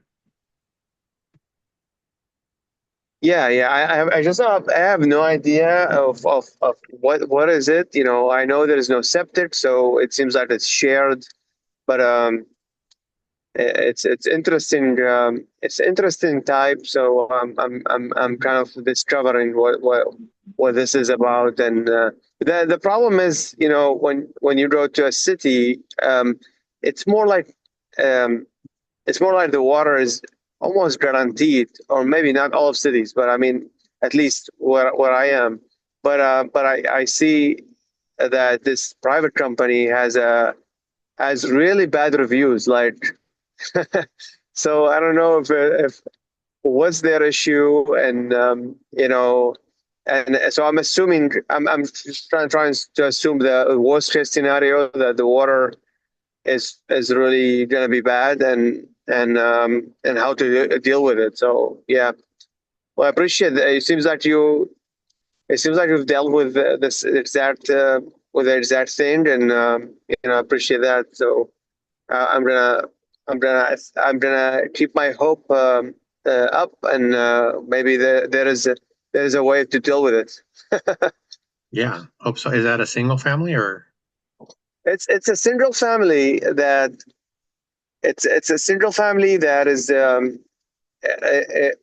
that it has 6 bedrooms, 5 bedrooms at least, but maybe the last one is the last one maybe not doesn't qualify as a bedroom, but at least there is 5 bedrooms. And I think what happens is, like, it has like its own. It's like this is like it has a guest house that I can possibly rent it to 2 different tenants, and that's what attracted me to it. And so but also, like, there's some other issues, like the guest house is not separated, like the utilities are there's one panel, and it's shared water and sewer and electricity. So that's kind of another challenge there, that maybe I have to deal with, or maybe I have to pay the bills myself, and then I can bill them back to the tenant, because I'm not looking to separate them at this time. But yeah, the guest house, or the attachment they did, the improvement that they did in the past, is what attracted me to this property at that location, which is something somewhat new to me. So Okay, sounds good. Good luck with that. How far is that from you? it's half an hour. Okay. It's half an hour drive. And the area, I would say it's C minus. I'm not sure if it's D, but trying to figure that out myself. I called the police non-emergency phone, and they told me that the main street, it may not be as good. They have a lot of maybe incidents there, but that exact neighborhood, they don't have calls from it. So I mean, so I'm assuming it's C minus, or I'm not sure if it's D, but it may not be D. So if it's D, that would be a no. But if it's a C minus, it may be something to consider. So Okay, well, be careful with that. yes, I definitely will. Thank you very much. Hey, Jeffrey, I was just talking about you. How are you tonight? Doing good. Been busy with all sorts of fun landlording activities. Never a dull moment. Yeah. In fact, I think I talked to Robert about this yesterday, that hearing Chris the other day, I think it was Chris, talking about the dog incident with the dog attack, we actually got a notification from a tenant in our triplex that the dog, the next door dog, was just barking at all hours, and then talked about how it seemed aggressive and violent and threatening and all this stuff. And so, I talked to the co-owner about it, and just after the reference that we heard from, I think, Chris, it was like, all right, dog's got to go. And so I think it was the same day, I put together a demand letter, like a 4-page riot act, covering like, here's all the legal backing and the all the parts of the lease that you're violating and all this kind of stuff, and just demanded that they get rid of their dog. Gave them 48 hours notice, basically.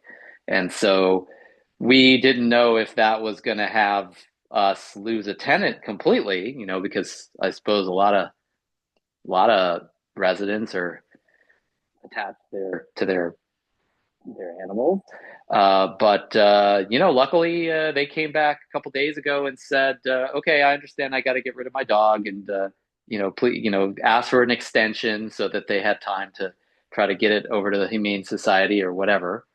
And then we said, okay. And so we'll see where that lands. It hasn't completely resolved yet, but for the quiet enjoyment of the rest of the triplex residents and just covering our asses in terms of liability, I think we're on the way.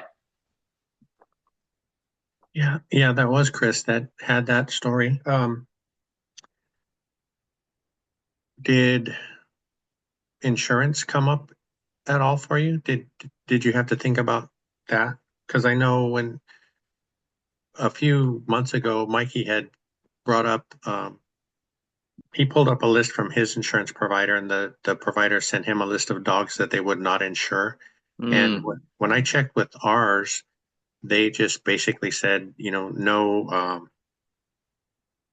aggressive dogs.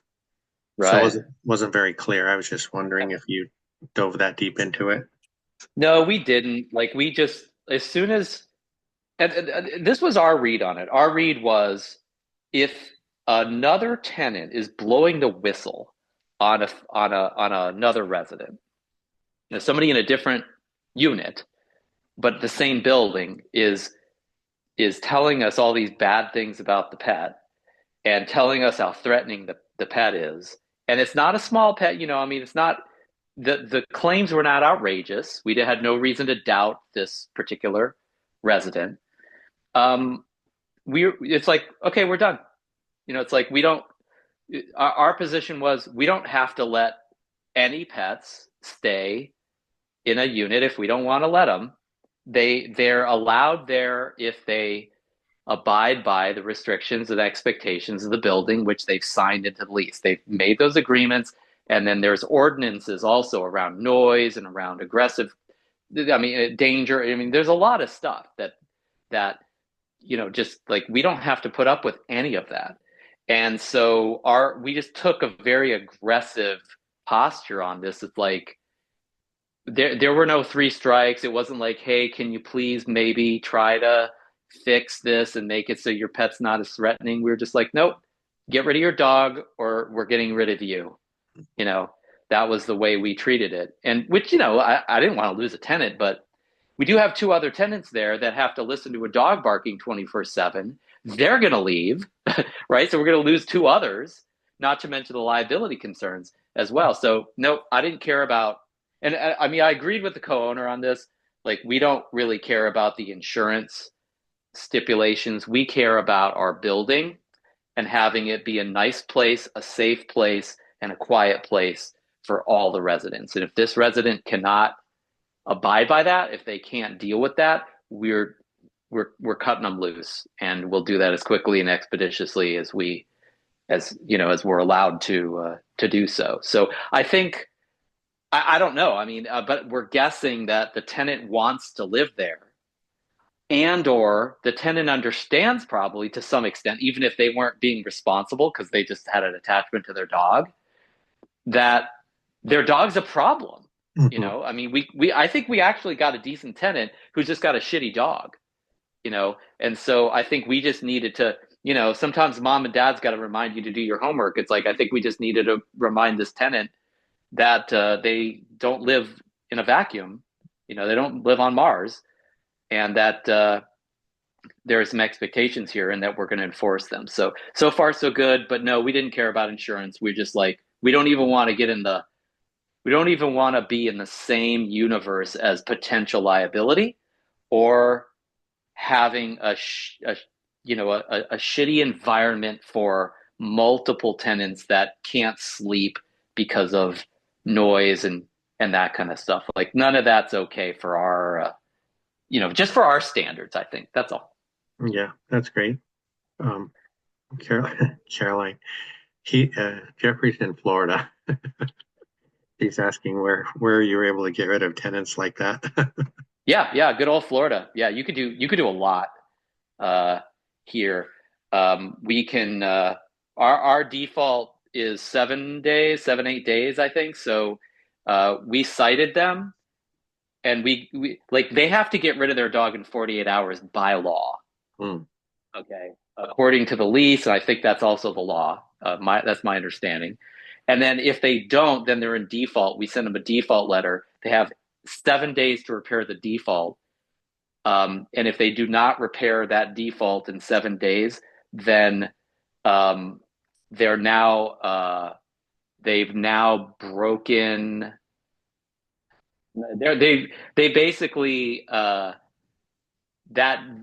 then renders a we could terminate. We could just terminate. We have cause for termination. I don't know the right wording for it, but that default has not been repaired, and as such, they've now failed to keep up their side of that agreement, and we can go ahead and send them a 3-day notice and rock and roll, which we would never want to do. I mean, that's the least that we are the least interested in doing that. We'd give cash for keys if we had to. We would do things just to go ahead and vacate them without having to file eviction if it got that far. But we certainly have the option to do that if that's what we were forced to do, or what we felt was the best option. Yep. Yeah, well, so far it sounds like they're responding the way you had hoped they would. 48 hours isn't very much time to be able to rehome a pet. Hopefully they don't just shoot it and get rid of them that way. Yeah, I mean, I felt funny about asking them to do it in 48 hours, but the reality was they really had a lot more than 48 hours, because after 48 hours, they're in default. And then they have 7 days of default to, grace, like a grace period or whatever, to cure the default. And so it was very aggressive, and it wasn't de facto. It wasn't, to me, in just the way I looked at it, is like, that's unreasonable. Right. But like, just considering the liability and the other concerns and understanding de facto, we were really giving them like 10 days, just because of all the different, the letters we'd need to send and all the little stupid legal wranglings that we'd have to do in order to push it to the limit. It's like, okay, you got almost 2 weeks to get rid of your dog in reality. So, and I kind of figured it's a little bit like negotiating. It's like we push really hard, and then we can always take a step back from that in reality, which is basically what's happening. I mean, they kind of begged us for an extension, and we said okay. So far that's working. It's working out the way I kind of figured it probably could or should. Good. But in other news, we have 2 really good Section 8 prospects for our 4-bedroom single-family home, with the 4-bedroom FMRs at $3,800, and the voucher. We've got one of them has a voucher for $3,500 The other one still has to port their voucher. And we've basically finished verification. We're 90% done with verifying all their applications. And so I'm in consistent conversations with both of these applicants. They're both like, we would, if we didn't have both of them, we'd probably just take one of them. We'd probably just say, okay, you're in, you're good. Let's get you in. But we just have two. So we have to weigh, the pros and cons of each of them and try to make a nuanced decision there. So that's the good news. The good news is that we're probably going to get one of them, and we're probably going to get the premium that I'd hoped for, and probably have some gravy in future years, which is great. The remaining problem is we want a long-term tenant, but we also want a profitable tenant, right? And so in this world, long-term is obvious. It's like, how stable are they? How long do we think they'll live there? That kind of stuff. So we could try to estimate, we could try to guesstimate that. But with profitability, that's based upon the voucher itself. And one of them has a voucher for $3,500 already on a 4-bedroom. And they don't have to pay, I think their maximum out of pocket is like $50. So their voucher is legit. The other one hasn't ported their voucher yet, but they're supposedly going to have a 4-bedroom voucher. They have a 4-bedroom voucher in their current housing area, their current district. But of course, we don't know what the final number is going to be until we got the voucher, because the voucher is going to say exactly what the real math is. But we would, I don't know, like, I guess assume that it's probably going to be about the same number, since 4-bedroom is a 4-bedroom is a 4-bedroom, for that agency. But again, they haven't even ported it over yet, so we don't know for sure. And then we're just that particular one that hasn't ported their voucher yet. They have 4 kids, and one of them is going to leave in the next 2 years. So then when she goes down to 3 kids, what is that going to do to her voucher? Is it going to move her down to a 3-bedroom, right? And then we got that issue. Whereas the other one's got like 5 kids. They're all like under the age of 12. So she could be there for 10 years and still have a 4 or 5-bedroom voucher available for that building, basically. So I'm trying to work between, like, one looks like they're going to be a longer lived tenant because they're more stable, they're older, they're going from one area of Florida to another, so they know Florida really well. And then the other one seems younger. They're relocating from like Indiana. Their parents live in Indiana. They have no support system here, so they're basically uprooting their entire life. What's the likelihood that they stick around longer than a year, or even all the way up to a year? So we're thinking, well, we want somebody who's going to be here for years, but we also want somebody who's going to give us as much of a nice FMR premium past market rent that we could possibly get. And so I'm basically working with both of these tenants right now to try to, like, just, try to get a line on what is the likelihood that we have a long-lived tenant with this person, and what is the likelihood that we're going to have a really good, profitable relationship with them as well. And so we could try to weigh those two, because we really want the best of both worlds, but it's not clear. Like, one of them seems like they're going to be there for a while, but we don't know how profitable they'll be.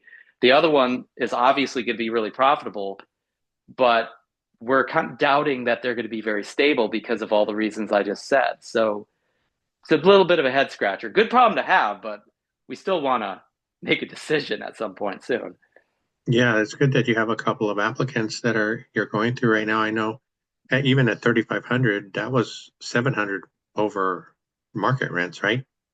A lot more than that. Market is about 2,200. Oh, I thought you said 28 the other night. Okay, that's great. 2,200. I doubt we could get any more than 2,200 with that place. I mean, we have it listed for 2,500, and we've gotten like 2 market inquiries, no applications from market tenants at all for like a month. Wow, that's good. Carolyn has a question in the chat. I don't know if you could see that. She was asking about the paperwork, and I know Section 8 it varies market to market, Caroline. So what he might be experiencing in Florida is different than we might experience in Missouri. But could you tell her a little bit about the paperwork you've had to do so far, Jeffrey? Yeah, so I think it's different between an ongoing Section 8 and a brand new Section 8. So what I looked at with the brand new Section 8 is it's like 4 or 5 page application, maybe a little bit more. It didn't look crazy. I mean, you just basically put some comps down and then put in your information. So that did not look hard. But I'm not like, maybe that's not all there is. I mean, I'm just at that first step, and maybe they're going to ask for more. And there is like an inspection, and so there could be issues with inspections as well. But no, I didn't see. It didn't look like, even with a brand new applicant, that there was an insane amount of paperwork. I think once you're ready to sign the HAP contract, then things get more bureaucratic. Like the HAP contract is quite lengthy, and I'm sure there's a few other forms to fill out and whatnot. But like, I don't mind that. I mean, maybe a couple hours of paperwork when you're getting a really good premium and you're signing a tenant's like, okay, that's again a good problem to have. But what I've found with we do have a Section 8 with us for like 3 years now. I haven't had any major paperwork with them for the most part. It's really just fighting with them over the rent raises that we're asking for and trying to make sure we get them. That's all. Thanks. And they, in terms of maintenance and that kind of thing, I don't know. I mean, maybe it's just Florida, but they've been very, like, we've never not passed an inspection so far. So I don't know. Cool. I think I would take the older people because they'll stay until they die, probably. That's what we're thinking. We're already leaning in that direction. I actually talked to that lady tonight, and she was very like, dude, she was basically saying, look, I had to move last year, and I hate doing that because my kids. And she said, my kids are going to be uprooted from their school because we're having to move right now, but I don't want to stay here. I want to just move once and be done with it. And also, her father lives in town, in our town, and where she's moving to, which is another connection that would keep her there longer. So I'm thinking she's probably going to be there 5-10 years, whereas the other one, it's kind of a roll of the dice for the reasons I think I mentioned before. No support system, no family, no friends. I'm going to ask her tomorrow if I can get, the other one. Why are you moving here? Like, what's your, like, I just want to get a sense of how clear and logical is it that this person's moving to a city that she's never lived in, that she doesn't know anybody necessarily, and see if am I somehow off base about that? So just so I'm not like just completely making it up in my mind. But I agree. I think we're probably going to go with age and stability. Hey, Jeff. Yeah. Jeff, this is Lars. Hey, How Lars. old is this? You said this lady that she's moving to another city. She's moving to a new town and everything. Does she have kids? She's got 5 kids. 5 kids? Yeah. Is the husband coming with? No, single mom. Just the mom? I Yep. think you have the answer why she's moving then. She's running away from Right. a relationship? Yeah, that's what I would assume at that point, right? I mean, think about it. She's going to, maybe this is just because I've had some friends who have been in these situations when I was playing hockey. Their mom uprooted them, took them to a completely different town, so no one could follow them, right? Right. So, not trying to be all, I'm not telling you to be sentimental or anything. I'm just saying she'll probably be elusive in the answer. And they're, if she's elusive in the answer, I wouldn't call that immediate red flag. If she gives no answer, that'd be the red flag. Yeah. But if she's elusive in it, right, where she just doesn't want to say it, or she, that kind of thing, I'd want to make sure that her name is her name in that situation too. We verify. I mean, she applied on Okay. Zillow, so we have background check on her and everything. Okay, yeah.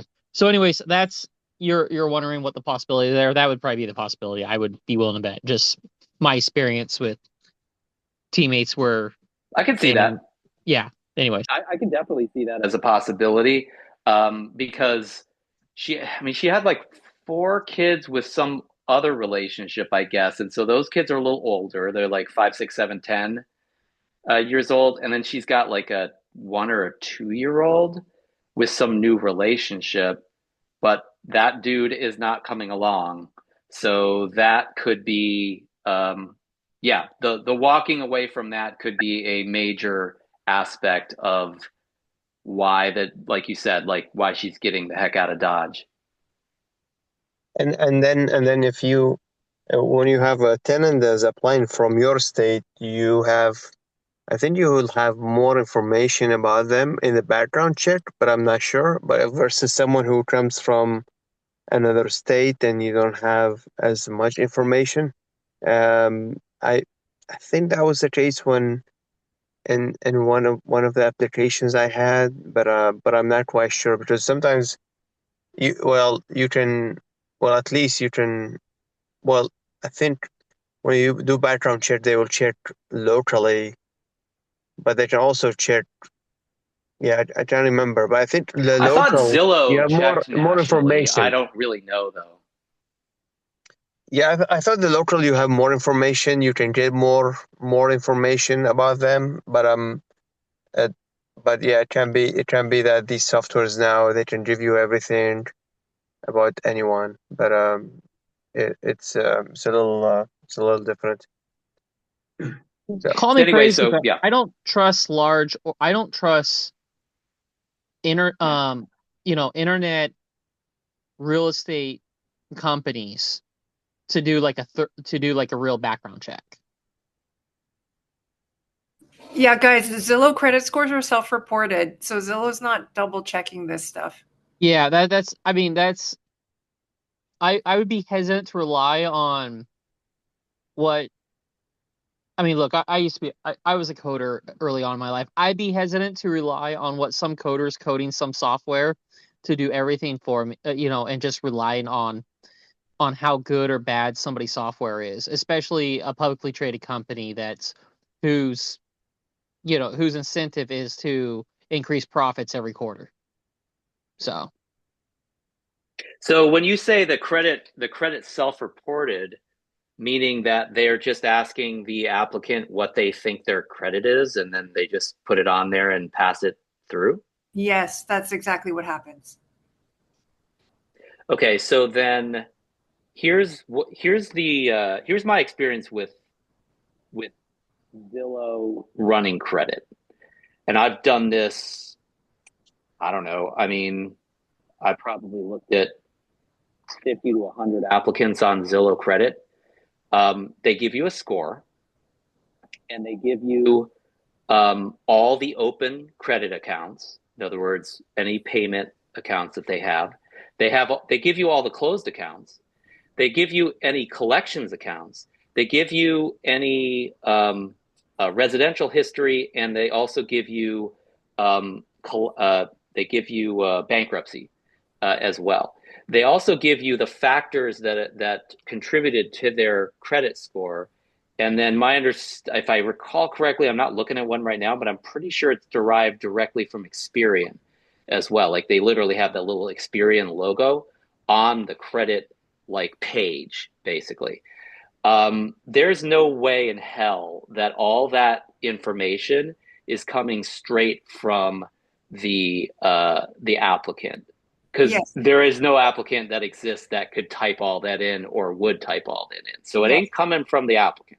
I think we're talking about different things. When you post an advertisement on Zillow and you get an inquiry back from somebody, an interested party, you will see with their inquiry hey, this is my credit score range. Oh, yeah. Okay, yeah, we are talking about different things. You're talking about when after they've already submitted an application and done Yes. So apples and oranges. Yes. Okay. So what you're saying, just to clarify, what you're saying is that in the inquiry, whatever that is, that's self-reported. Yes. Okay. And so all I'm saying is that when I actually get an application through Zillow, that it seems like it's just a straight credit report, basically, which that sounds correct as well then, right? I was going to ask on the Section 8, if you have a property, let's say it's a duplex or it has some additional unit like an ADU, and that unit is not separated, doesn't have a separated utility. Basically, you don't have you rely on one electric, and you pay that. Does that qualify for Section 8 still or not? That's a good question. I would think that it does, and it's just a question of how they would estimate utilities, or if they would cover utilities under that circumstance. Because I'll put it this way: like, I can't imagine, at least my housing agency, my local agency, denying us to allow a potential tenant to live in our place just because the utilities are not separately metered. I think they would probably just give fair estimates for those utilities, which they have like this really extensive worksheet around. Well, if you have an electric stove, then this is exactly how much we're going to pay for that per month. Like, it's very wonky. It's like lots of like a big spreadsheet. I'm guessing they would either just make that estimate, or they would just say, look, we're not going to cover utilities. We're just going to cover the rent. And then the tenant's going to have to deal with the rest. In fact, I would go so far as to say, based upon the paperwork I got from my housing agency, is that even when it is separately metered, I don't think they care, because I think they have their own algorithm through which they decide how much they are willing to pay for utilities, regardless of what the actual numbers are. And then I think it's very likely that the tenant has to cover the overage. I don't know that for sure, but it seems like they have like I said, they have their own way of calculating that, which I would guess, if I told them, hey, this is the meter of that utility of that unit, they probably just ignore it. They'd say, no, we work that out ourselves, and we'll tell you what we'll pay. You don't tell us. I'm guessing on that, but it seems like it's likely to be the case. Yeah, so if you're paying for the utilities and they have their own calculation, it probably doesn't matter, because they will pay what they will pay, right? And then you pay for utilities and see what they pay you at the end. So yeah, it doesn't matter if that's included. Yep. Thanks. Yeah, the big question I've got about what Section 8 will pay for is lawn care, because in a big single family home like we have, we always make the tenant deal with, like, they have to mow the lawn, they have to take care of the lawn, that's all on them.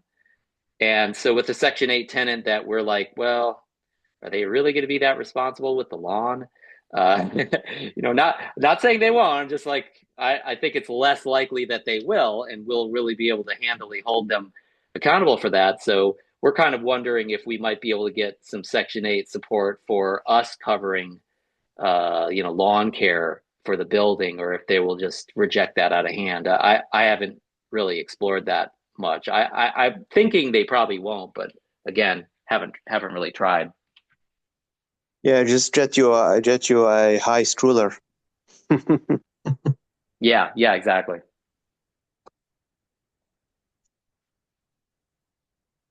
With your experience so far, Jeffrey, with the Section 8, we were talking earlier about, the utilities and Section 8, and do their advertised rents does that include a portion for the utilities? Have they told you that yet? Like you said, that person has a voucher for $3,500. Are utilities going to come out of the $3,500? Do you know?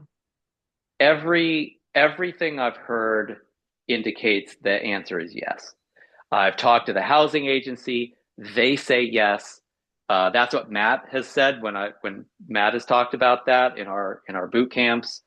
That's inclusive. There's again some calculus as to how much of that is going to be the utilities, but yeah, like that's my vague understanding beyond that is just that whatever's on the voucher, that number for that zip, that is the absolute maximum that they will likely pay for that number of bedrooms in that zip in like a perfect world, in the ideal situation. Like everything else is lower than that, and that's not just rent. It's all the utilities that are going to be covered are encapsulated in that number that's on the voucher, to whatever extent they will do that. So I think the devil's in the details, though, because, well, okay, how much of that 3,500 is going to be utilities versus rent, and how much are you willing to pay for rent, depending on what we offer, among whatever else? And like that seems to me like that might be a little bit of a negotiation, but again, I haven't gotten to that point yet, so it'll be a very interesting. It's going to be educational to get to that point, which we're about to get to. Yeah, that's great. I think we're kind of all in the same spot where we're just getting started with Section 8 too. We did inherit one tenant that was with Section 8. That was pretty simple, and plus our stuff is managed by property managers, so we didn't really get too involved in paperwork and things, but we'll be learning too about the rent utilities ratio and things like that. So we'll be sure and bring that to the meetings.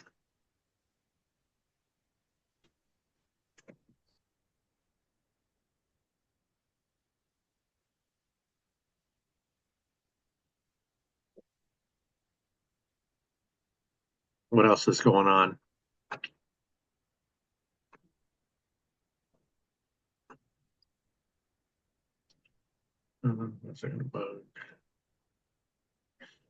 Oh, Esther, we were chatting with you earlier. I was wondering, did your tenant move out yet on your latest property? Yeah, they move out, and then now we're doing renovation inside the house. Okay, did they start working already? I hope so. I have challenges for out of state remote landlord. And you're still so Esther is in, well, some of her portfolios in Gary, Indiana, and she just bought one a few weeks ago and was going to do a small rent increase, but the tenant didn't even want that, so they moved out. So Esther, you've been working with the property manager's husband, right? Because they have the construction side. Yeah, their property what's it called, project management. Yeah. Okay. Property management and project management. Yeah, they're a bit slow, so we'll see. One contractor estimated quite high, so we're saying no. And now we're gonna do piecemeal the work. It's simple work actually, but so was it a very big list? I'm sorry? It wasn't a very big list of things that you need to get done. It's a lot of little here and there, but basically it's cleaning up, repainting, flooring, no structure. So okay, that's good. Yeah, it seems that we'll see. Maybe I'm suggesting that maybe their maintenance guys can do the work actually instead of contractor. Mm-hmm. Yeah, so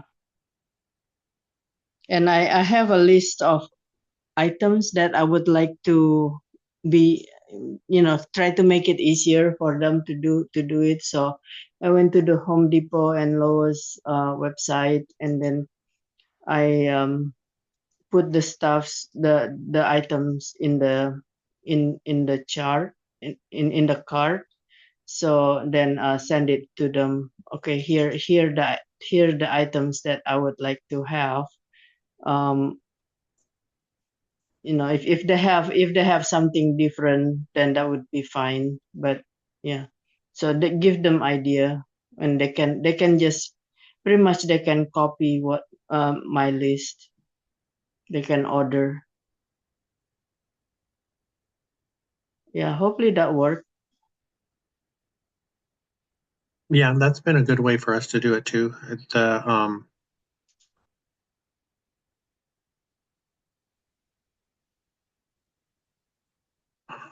Yeah, Kevin, we can get to that in a second. I think Cody has done a version of that, 50-40-10. But Esther, we did the same thing. I was able to send, the links to the products that we wanted to use when they were getting our place ready. So, and they were fine with picking it up. Yeah. Yeah. Yeah. The thing is that I want them to order just in case they need to that some items not working or something. They can return. They can exchange easily rather than me. Yeah. Yeah. Hopefully that worked actually. Yeah. We'll see. Yeah. Good. And your place in Washington, did you get that one filled? Yeah. Yeah. Okay. Yeah. Did it. Yep. Good. Thank goodness. It was like almost, let me see, what is it? October, November, 3 months. Yeah, I think that's what a lot of us are seeing. We just hit it at the wrong time with winter and Christmas and Thanksgiving and all that. So I think, like we were telling Michael earlier, probably okay to be a little more patient because getting out of winter is, thank you, Lars. Hopefully we won't have vacancies in the wintertime again. We're trying to do different things with the leases so they end in spring or summer. That'll be an easier time for things to get rented, at least in the Midwest. I know Florida and California might not be too big a deal, and maybe even Washington. Well, you guys have a little bit worse winters than we have down here, but yeah, Eastern Washington is different. It's frozen now. Oh, okay. Yeah. So that's my update. All right. Yeah, thank you. Hey, Kevin, Cody might have a little bit of information. Did you have any specific questions about that 50-40-10? Or just the process? Hey, yeah, actually, hi everyone. Sorry, I've been sort of working around the house, doing chores. as usual on Wednesdays, it's trash day. So, so we have a situation where I believe that we can utilize this type of product. I was just wondering, one, how it sort of works. I was trying to do some deep dives into it. So from my understanding, the 50 and the 40 are sort of interchangeable or can be whatever we want it to be. I think with the minimum loan of like 100K or something like that. So, and then but I guess what I'm trying to understand is what happens in a refi situation. And I guess understanding the initial part of it, am I essentially closing in a first position loan with the bank, and then coming in after and having a second transaction with the seller to have a second mortgage? Does that make sense? That's how I understand that it works, as in two separate transactions next to each other. But perhaps, maybe Cody, you can sort of chime in and maybe I can ask some questions from there. Yeah, so kind of how I set it up sounds similar to what you're saying. I think I did it kind of on the same transaction, so I didn't like close twice or anything like that. It was done in at the same time. But yeah, I had a 50% from the lender in first. They usually want to be first, and then the second from the seller at 40%, and then for a refinance, typically I just like refinance with a bank and remove the seller completely when the time comes. So that's kind of my plan. So we have a balloon in 5 years, and then at that time I would just refinance with the bank. So then it would be 80% loan to value at that point. But yeah, the nice part is you only have to put the 10% down, and as long as I bring 10, my bank was fine with whatever.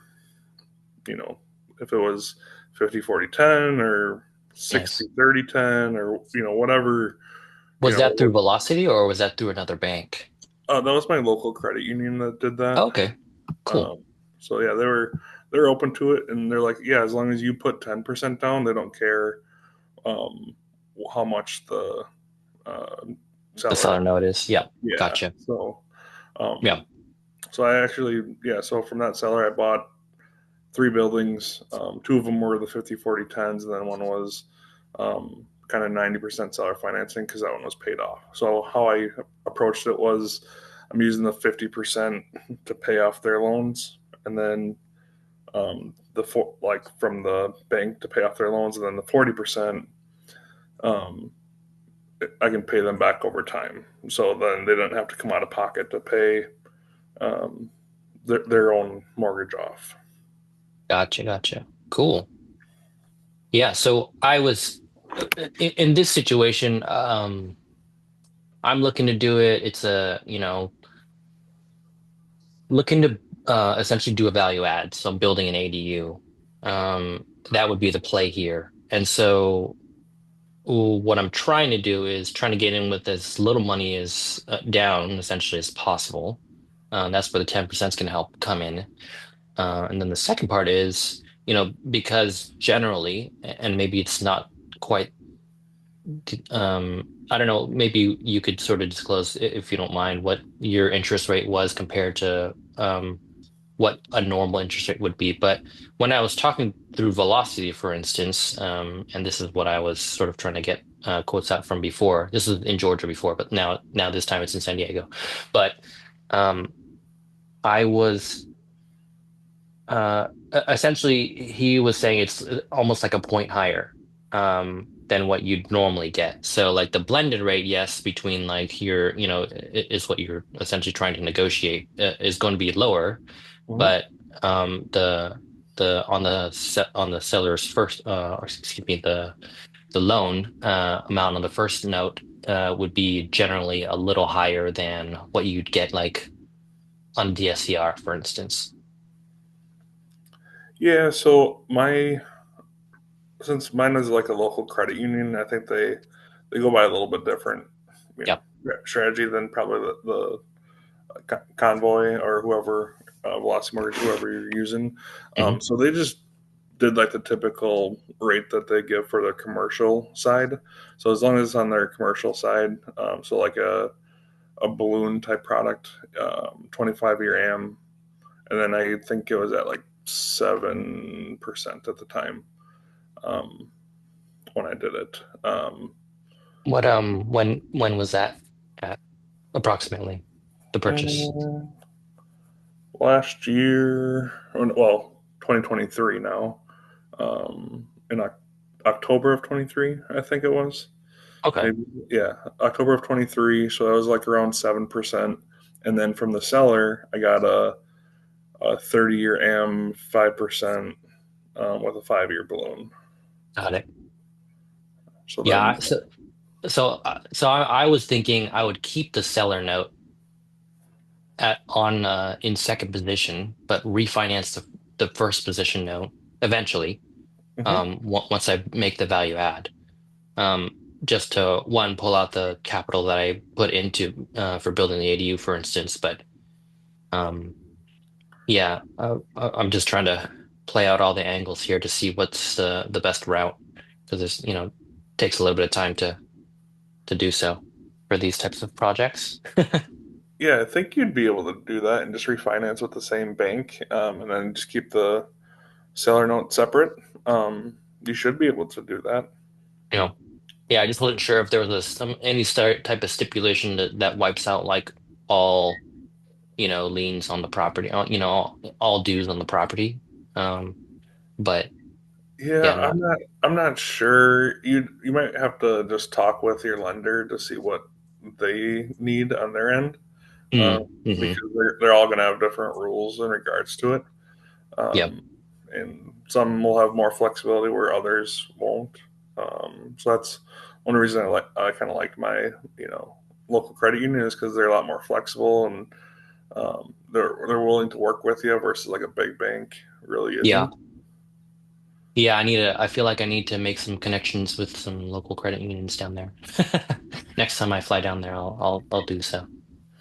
Yeah, and so yeah, that's where I would start. But yeah, you could always start with Velocity and then refinance it with somebody else if it worked out better or whatever. But yeah, I think the strategy sounds sound. And then is the seller good with that? Did he have any kind of kickback to it at all, or? Well, sort of. So this is a deal. I don't know if you guys want to hear this potential deal that may or may not be a deal. But I'll say it anyways, unless someone else has something to talk about. So this deal is a corner lot. It's an older. It's not a couple. It's actually a brother and sister that own it. Free and clear. This must have been purchased and then by their parents or something and eventually passed down. But this pair is older. I think the sister is in her 80s or so, and then the brother, I believe, is a little bit younger. But from what I heard and I've had no conversations with them. This is all through the agent. So I went in talking to the agent and essentially going unrepresented. I asked him what they would like to see, and it sounded like the brother, the younger one, wants money up front, and a big portion of it. And then the second portion would be the seller carry note, would be the sister. And I think she wants, I don't know what it is in payments, but a certain amount in payments. And so my thought went to this 50-40-10 where we'd be able to get a big chunk, maybe it's 50% of it down. So let's call it $1 million or something like that, right? So $500,000. So 500K up front and then a seller note on the back end. And so that was what I was looking at. But we pitched something initially thinking we would just sort of have a back and forth, and then they essentially just laughed at us, or at least that's what the agent said. So that was my first attempt, probably 2 months ago now. 2 months ago, yeah. And so I just recently reached back out. It's been on the market for maybe 110 days now, so I'll probably go in and see if anything's changed. So that's very nice. Yeah, the property started at 145 and they dropped it down to 125. So that's sort of why I'm like, okay, well, this could be an opportunity. And I sort of don't want to go up to 125, but I mean, if it was a seller note, I probably could. Yeah. Anyways, that was just trying to get as much equity on the back end as possible for us. So that might be able to, that I might have to get up to that stage and maybe just give a little bit less on the front end and a bigger seller note on the back end. So yeah, you could potentially give them a couple options. You could do the 50-40-10, or if you're just looking to lower your buy-in, you could just, maybe they'll do a 10%, so just help you out with the down payment essentially, so it's not as much getting held back. So that could be a strategy too, if they're just hold back 10% and then as long as the numbers work, you might be good there. Versus trying to hold back 40, that might be a little bit bigger. Might be too much for them. So maybe you could do 2 different offers, and one be the 50-40-10, and another one be just the 10%, like an 80-10-10. So then you're still only 10% out of pocket on it. Yeah, I think I'll just need to find the credit union that allows me to do it. Yeah. Did you have any prepay penalties on the initial first mortgage? Yeah, so they initially didn't have any, but then later down the road they added I think it was like a 1%, prepay penalty on there. Gotcha. The other thing I would say is make sure you go through a lawyer to kind of get it set up if you're doing it for the first time. Mhm. And then they'll help coordinate with the lender and then the title company, and just make sure everything is done correctly. Yeah. There's a lot of moving pieces when you got multiple liens against it. So just make sure you go through a lawyer to make sure you do it right. Yeah. Because I still will go through a lawyer just to make sure. Do you happen to have the paperwork that you had for your deals? Like just how that it was set up, like the closing documents, maybe. Yeah. Because I mean, that'd be great if I could take a look at that. You can redact what you need to and whatnot. But I'd love to go through it sometime. Yeah. If you have a moment, that's not too much trouble. Yeah. Why don't you either reach out to me like via email or something? Yeah. I'll shoot you a message on school, perhaps. You're in school, right? I'm not actually, but oh well, can. I'll just I'll send you a DM. I'll slide into your DMs. That sounds great. Yeah. All right. Cool. I'm on Appreciate Facebook, so yeah, you can do that. Appreciate it. Thank you. You bet. Sorry, I didn't mean to hijack the conversation. You guys can. Okay, we're all learning.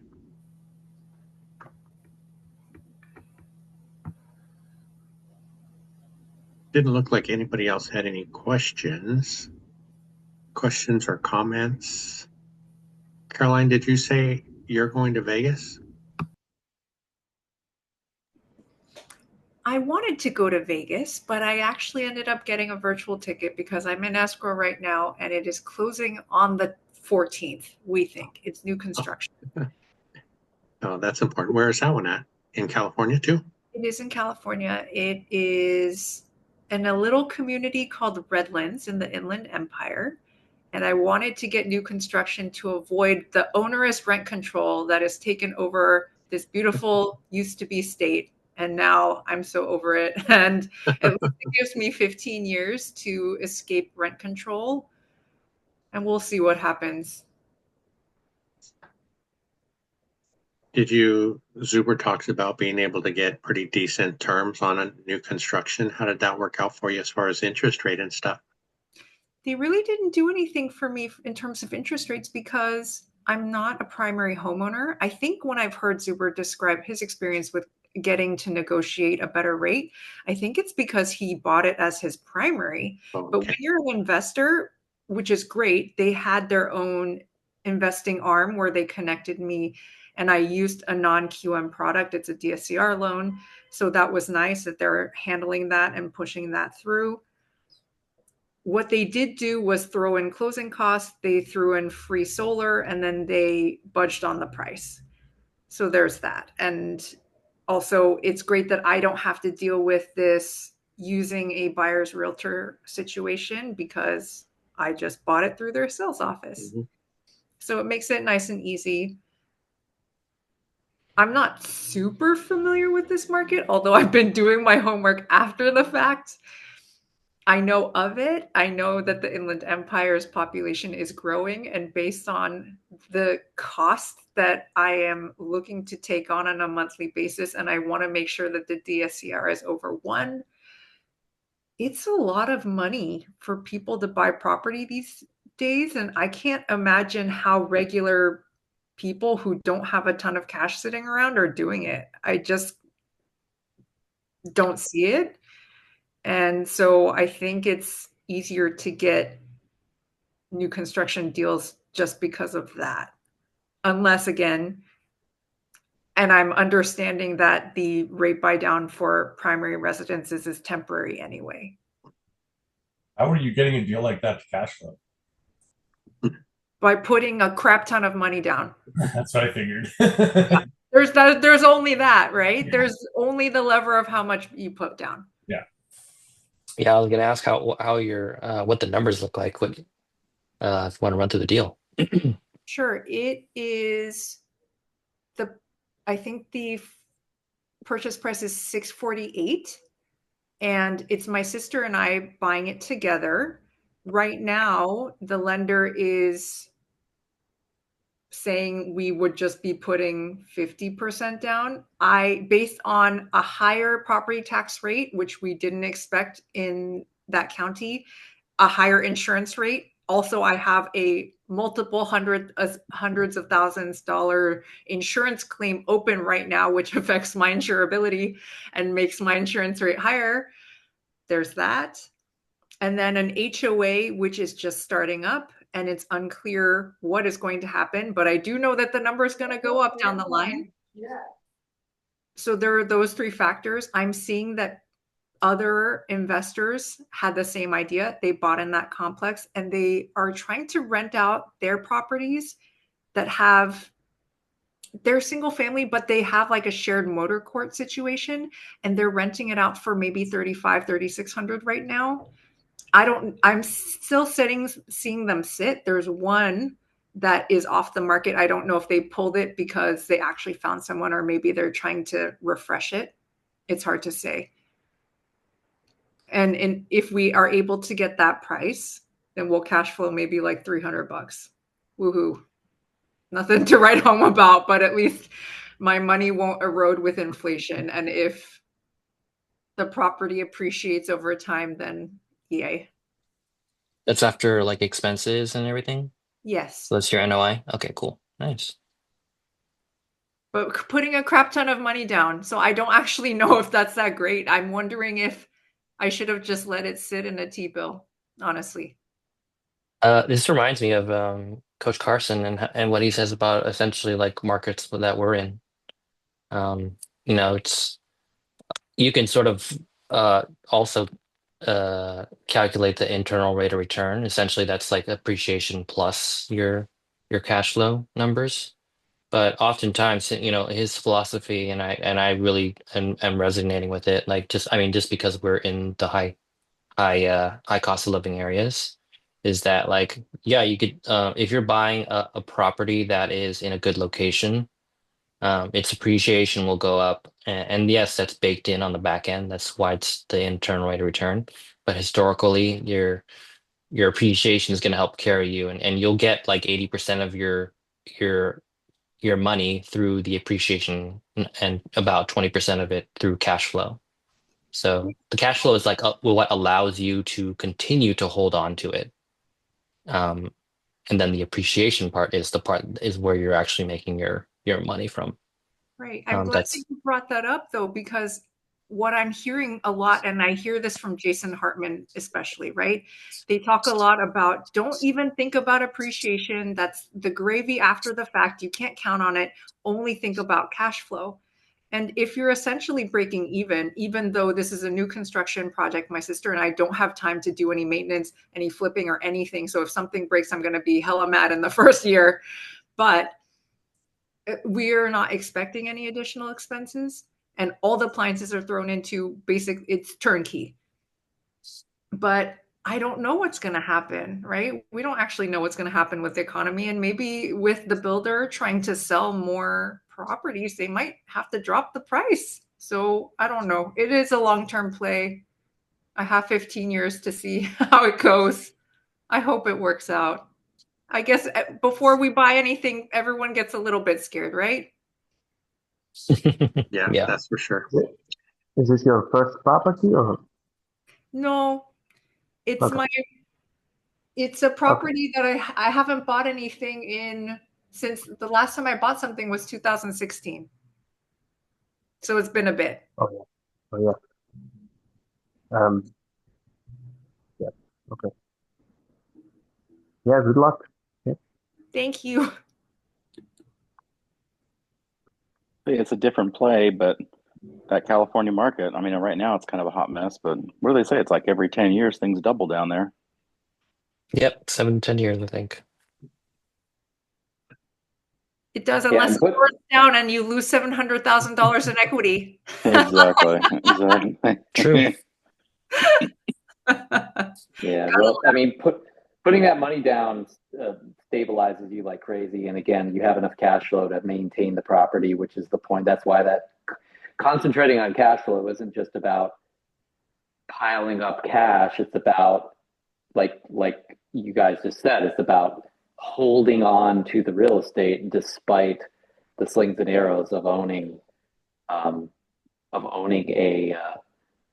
something that can break and something that needs maintenance and something that requires a certain amount of financial support in order to maintain its efficacy. So, that sounds like the smart way to do.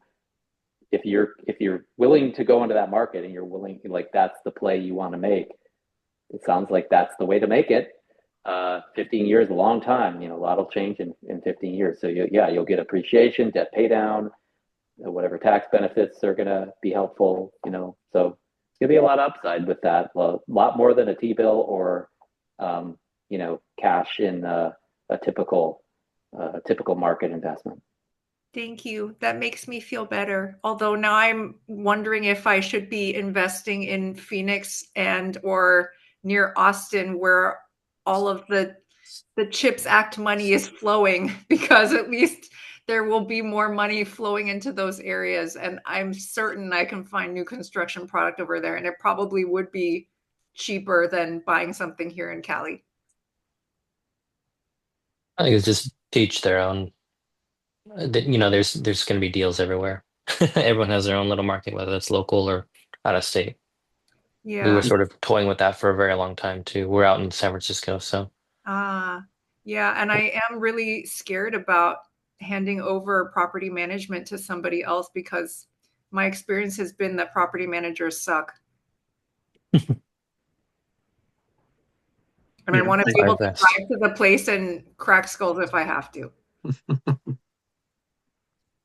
I think we all have buyer's remorse. I know I do after every deal, and wonder if you're doing the right thing. But like the guys say, if you're able to hang on and get through these first few rough years, then everything should smooth out. I think Josh was wondering, and I was kind of wondering the same thing. You mentioned rent control for 15 years. How does that play in? How does that work? So California has statewide rent control, AB 1482. And if you are exempt in certain cases, one of the cases is buying a new construction property. And so within the first 15 years, you would be exempt from the onerous rent control and just cause ordinances that California is enforcing right now. So that is one reason why I wanted to buy new construction. One, maintenance free, and two, don't have time to do stuff to make it ready to rent. And then three, it avoids rent control. So then because I own other properties, technically, if you own more than 2 single family homes, you would fall under AB 1482, the statewide rent control. Now, LA City and LA County has their own ways of screwing you, their own special, lovely ways of screwing you and nailing you to the wall, which I really hate and I can't stand. And maybe a silver lining of my rental property burning down is that I get the hell out of Dodge. I don't know. I'm searching for it right now. And one other thing is, I think if I sell that burnt lot, I can keep my old tax base from 2016 when I first acquired that property, but I have to stay in LA County. So I'm searching for which municipalities in LA County would not be subject to rent control. Because what about Burbank? Burbank still does have rent control. It's more like, if you have to displace a tenant, and this is, I think, the thing that bothered me about not managing my own property because I was living outside of the country. You can't meet the personalities, right? The person who I ended up renting to in my house that burned down, she was such a pill. And I'm glad that my relationship with her is over, because really, when you're dealing with tenants and you're self-managing, I have to get along with that person. And if this person is making my life more difficult, I don't need that. And I don't care. I was willing to put up with it based on how much she was paying, because she was paying $4,000 for a 2+1. But now the house is gone and now I don't have to deal with her anymore. But I really value having harmonious relationships in my life, people who bring value to my life.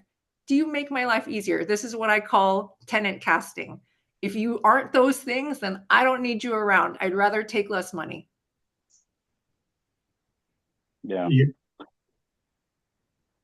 You mentioned earlier too that the loan is a DSCR loan. Are your properties in an LLC? The one that I'm buying with my sister isn't an LLC, but it's only because that's my first JV. Mm-hmm. Yeah, I was just wondering, because I've heard Dion say before, even for California, if the property's in your personal name, it wouldn't be affected by rent control. I was able to get around AB 1482, which caps the rental increases by 10%.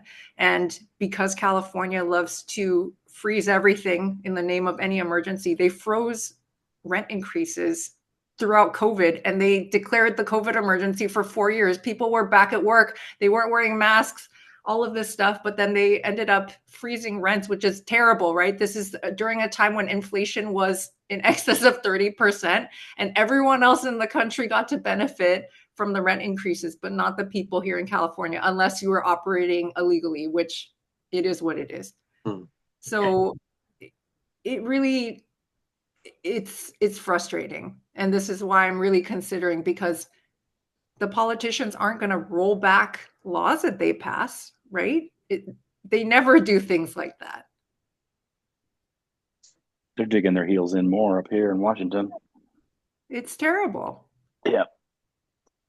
I thought about Washington. I'm like, Seattle, there's so much tech money there. And then I'm like, no, they're doing just cause ordinance. No, they're getting, they're looking at statewide rent control here. Terrible. Yeah. Rent control doesn't work, people. I know I'm preaching to the choir here. I sent an angry email to all the LA City Council members last night because they were trying to freeze rents again. It's so stupid.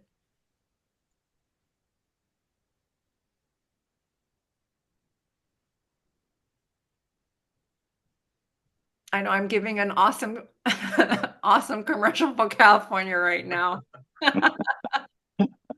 Well, it seems like there's an advantage that I've heard Dion probably talk about more than anybody, which is that with all these onerous regulations and rent control and all the things these bodies do to squelch housing, to destroy the possibility of having enough housing for the people that want to live there, that so exaggerates the supply and demand curve that occurs in those areas, that the owners that are willing to go through that shit get handsomely rewarded as a result of that. I'm sure there's many exceptions to that, but it does seem like that's the upside, is the ability to tolerate or, like you're talking about, smartly maneuvering around those regulations in a strategic fashion so that you get as much upside as possible. That, like, who wants to build houses in that situation? Who wants to manage the real estate? Who wants to, who wants to provide housing to those that don't have $1 million to spend? Not enough people, not enough landlords, not enough investors. And so if there's not enough, that's the supply. So if there's not enough supply, then what do we have to do? The prices have to go up. There's your appreciation. There's your rent appreciation.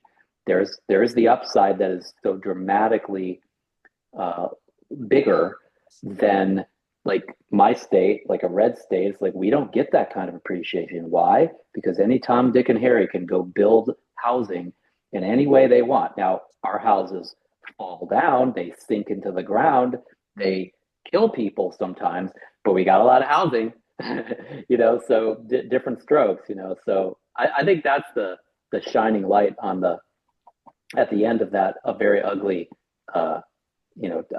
communist tunnel. Right. Yeah, I know that there are trade-offs, and it's what am I willing to sacrifice here? Am I willing to get beat down for appreciation, for future appreciation, even though cash flow is not so good? Some people would say that's stupid because it's gambling. But that's the point, is politics going to all of a sudden turn inside out? Is the state of California suddenly going to become Texas or Florida? No. When exactly is that going to happen? Is it going to happen next year? Is it going to happen 5 years from now? Suddenly, is it a gamble? Sure, nobody can predict for sure. But there are some things that are pretty damn probable, that you're still gambling, but it's a pretty good roulette wheel that you're gambling on. It's like maybe, 2 numbers you're guessing, not 40. Yeah, you're right. I have a house right now that has a mortgage under 4% in the city of LA. And despite my hatred for them, I like my tenants. They're very compliant people, which makes me happy. They don't complain. They do what I ask. Great. I can keep jacking up rents on them 10% per year. And I could even go over, but I'm not going to, as long as it makes sense. I'm going to keep it just slightly under market to make sure that they stick. But it's crazy for me to sell that property, right? Just to get the hell out of Dodge. It just doesn't make sense, even though I hate it. What part do you hate? I hate that the city, they decided in all of their genius to form a new overregulation department where they get to stick their entire fist up your butthole instead of just your finger, right? They started this organization to now say all single family homes that are rentals will be regulated now. And then they will charge, they have a new revenue stream for this, where we get to pay them to have them stick their fists up our bums. So extra taxes, fees, whatever. Yeah, licensing, etc. I see. And what about an inspection? I don't know, but that probably will come down the line, right? Because that's what they're doing for us. The entire arm up there. Yeah, after. That's what they want to do here. Yeah. That'll be next for you. That'll be the second arm.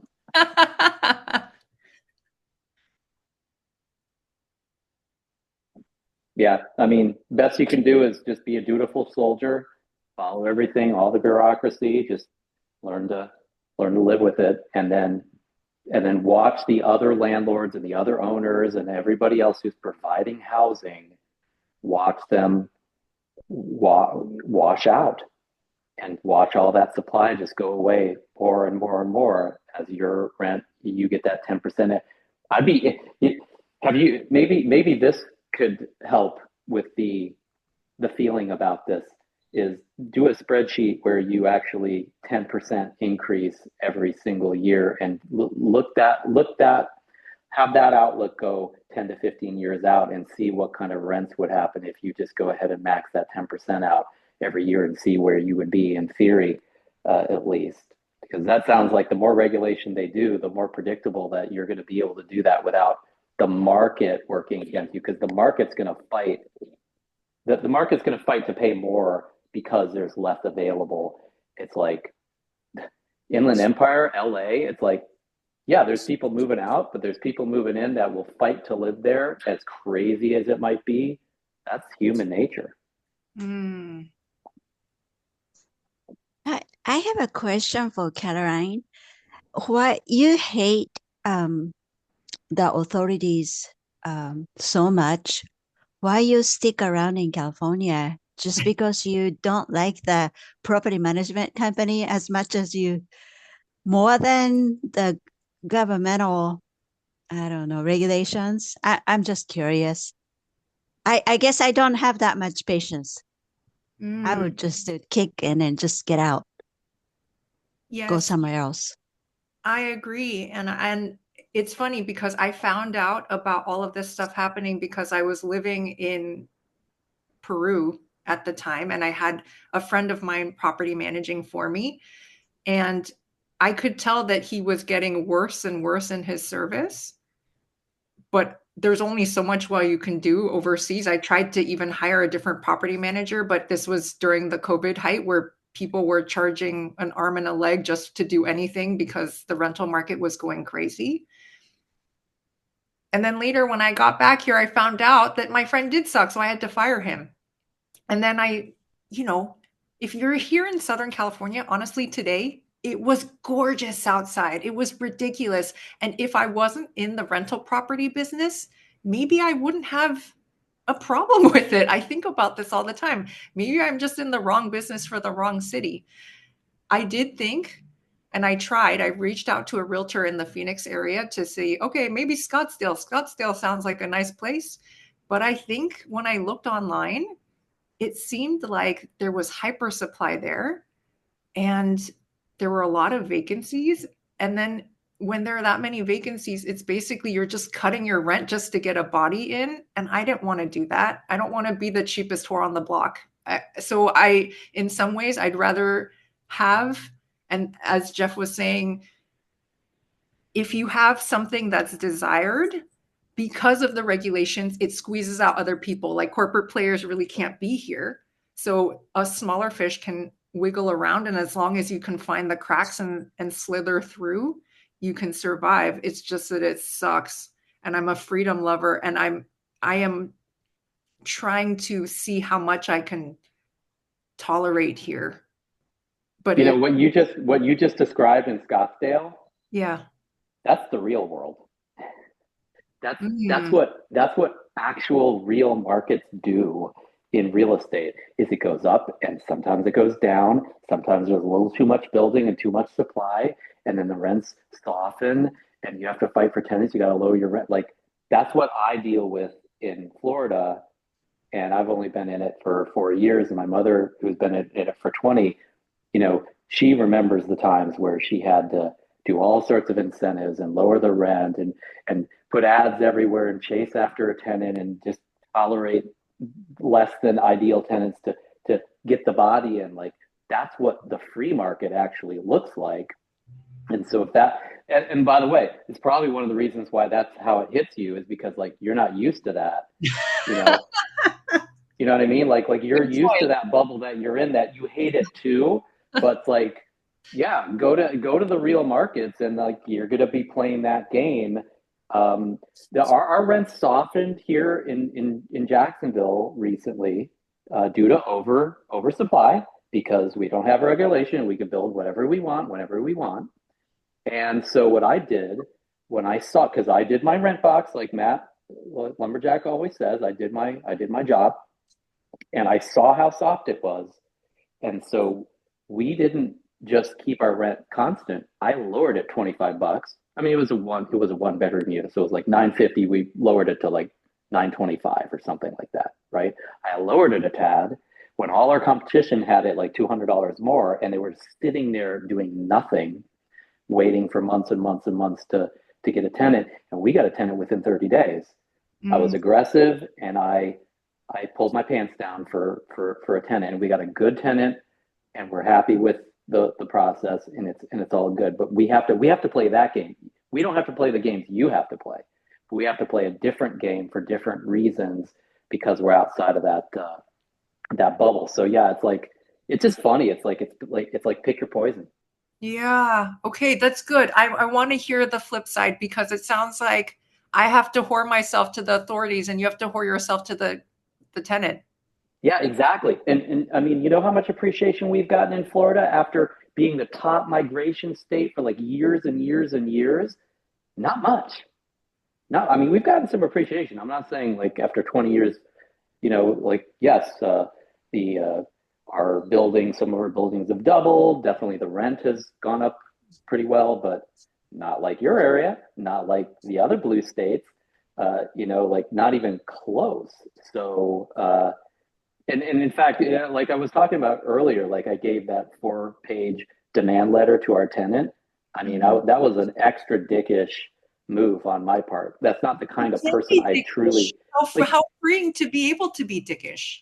Well, and yes, and the reason I'm like that with my tenants, the reason I'm such an asshole is because I know if I'm not going to nickel and dime them, if I don't choke them out sometimes, then I'm not going to make it up on that drastic appreciation in rents. I'm not going to make it up on this crazy that squeeze that I just described. You don't have to do that because you're going to make it up in all those rent raises that are practically guaranteed. I can't. I have to nickel and dime them, and I have to treat them like that so I can get mine.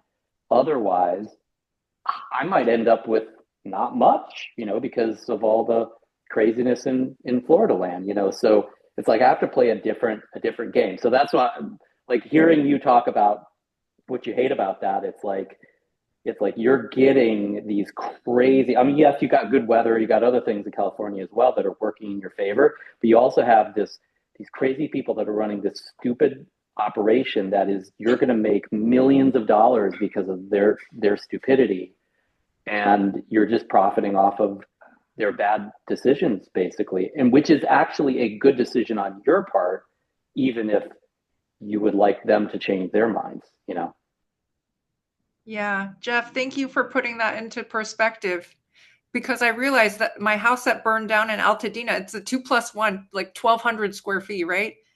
It was worth 1.3 before it burned down. It's so stupid,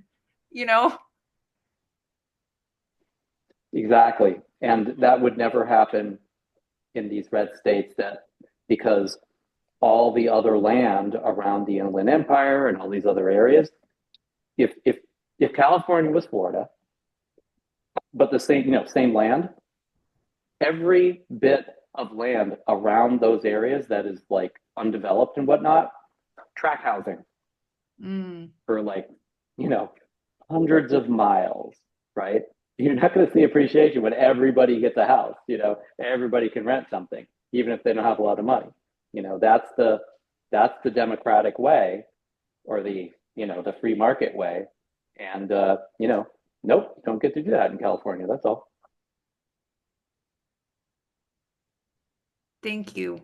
Thank you so much. This is actually very healing for me to have this perspective shift where it's like, okay, it's almost, I thought it was like the devil that I know only, like things will be so much better, but the grass actually isn't greener. It's just different grass. Kumbaya.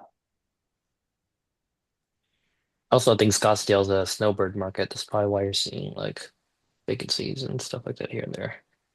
Some people move out there. By the way, that's not to say that you couldn't also go into some of these other markets. I mean, with the hurricanes here and with the insurance crisis in Florida, like, I'm looking to diversify and find an out-of-state market that we can start to 1031 into and start to maybe get our next property into, and have a barbell between, one set of problems and another set of problems. I mean, that's good investor can do that too. But to throw the baby out with the bathwater just because you want to diversify to that extent, like, that seems to be that's the cognitive, that's where it gets like emotional errors versus like logically, I want to stack the deck in my favor.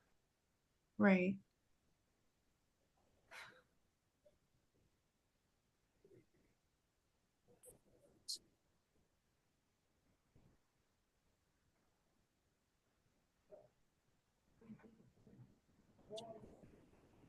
I feel you, Caroline. I'm in the same boat, but I kind of have my feet in both pools, because I've got a state that's kind of like you, not as bad, but I don't like the regulation. I don't like that stuff, and them telling me what I can and can't do, and So we've diversified out of state, but I'm in Florida, so I also know the scariness of, it took a little while to get a tenant in there, and then every hurricane season you're sitting there on edge with that too. So, and trying to get insurance down there.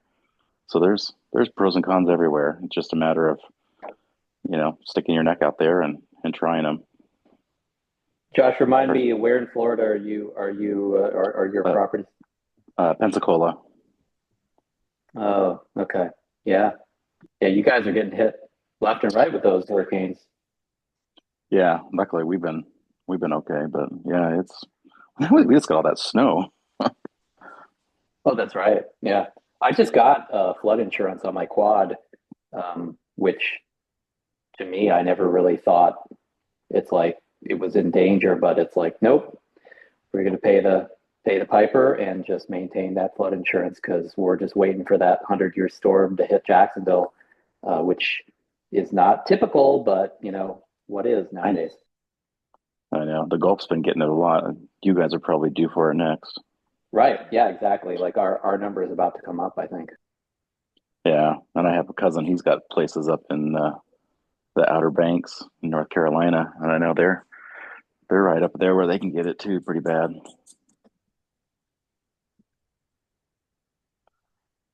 Yeah.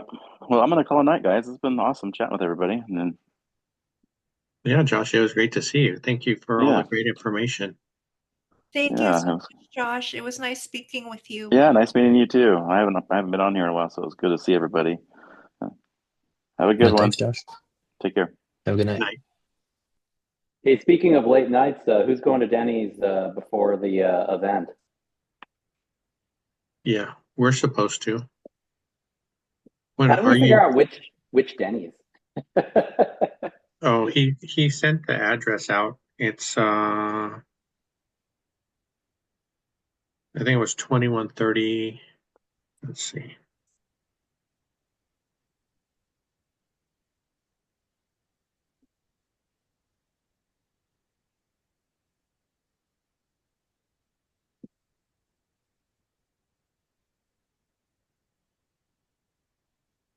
Oh, 2310 East Lake Mead Boulevard. Did you find out any more information on it? Any kind of a meetup on Friday night? No, actually, Robert, I should have asked him earlier. Robert, that was here earlier with us, was the one that was trying to get something going on Friday night. Gotcha. I think the biggest challenge is just finding someplace comfortable for us all to sit. Like I mentioned last year, there was a food court. We were at the Venetian. There was a big food court. It had a lot of open seating that we were able to sit without anybody messing with us. Gotcha. So we might look for something like that to do again this year.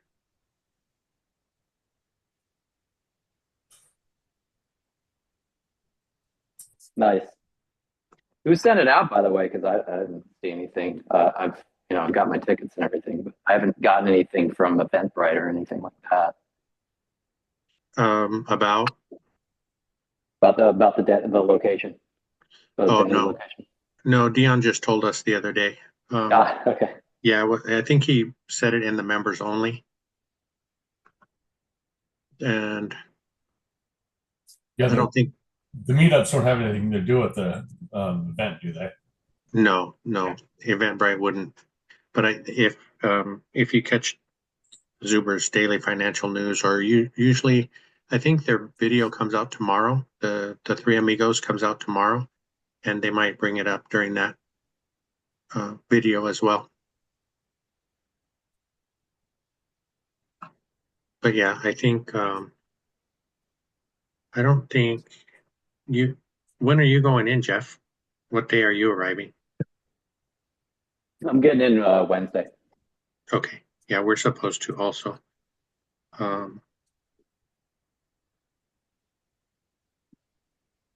Yeah, I don't know. I mean, during the day, my wife and I are probably just gonna tool around and maybe try to make some plans for the year, do some strategic thinking and stuff like that. But we also wanted to be there early for the meetup and to have a little bit of time to decompress before the event. Yeah, for sure. That's what we're trying to do too, going on Wednesday and leaving on Tuesday, I think.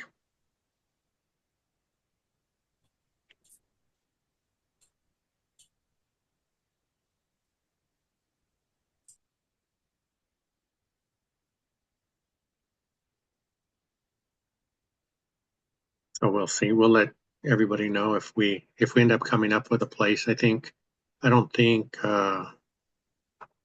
like I said, just someplace big enough for us to get together. Usually there was only probably, well, the one night we went to dinner after the event, there was about 30 of us. So someplace that many people can just sit around and chat will be good. I don't remember. I think, okay, Sam, we'll see you next week.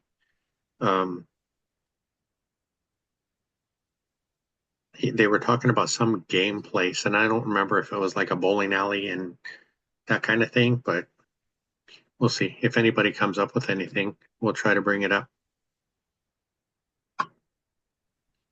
There's got to be a lot of options. I mean, you know, it is Vegas. It's not like they don't have lots of people going to lots of different places, large groups and whatnot. Yeah, that's true. And this time, I guess we're staying at the Golden Nugget. The last time we were on the Strip, but I guess it's considered Old Town, but so we'll see. It's not too far from the Blind Center, and it's really close to that Denny's, so we'll see. But I guess we did make it to the 3 o'clock mark. You're a trooper, Caroline. Well, thank you. I feel like I got a lot off my chest because this fire thing, I haven't really talked to many people about it. And it is good to hear different perspectives too. And I feel really welcome. Thank you all so much. This has been awesome. That's great. We appreciate you saying that. And yeah, we're here every week pretty much. I'm not sure what we're going to do, because if we are in Vegas on that Wednesday, we might do a short meeting from there. Hopefully we can do that, and then keep it going. We're over a year now, so we got a pretty good streak going. We don't want to break that. So thank you all for staying so late. We'll look forward to seeing you guys out there somewhere. Do like Mike does, go down the Strip, ask people a bunch of questions. Yeah. Well, you said you're going in on Friday. They're supposed to be filming on Fremont Street on Friday doing the same thing, I think. Yeah. They got to find some showgirls, and I think they had some male strippers last time they were talking to, so we'll see who they come up with this year. Yeah. All right, you guys. Thank you so much, and we'll chat with you guys soon. Later. Good talking to you guys. Thanks, everyone. Take care.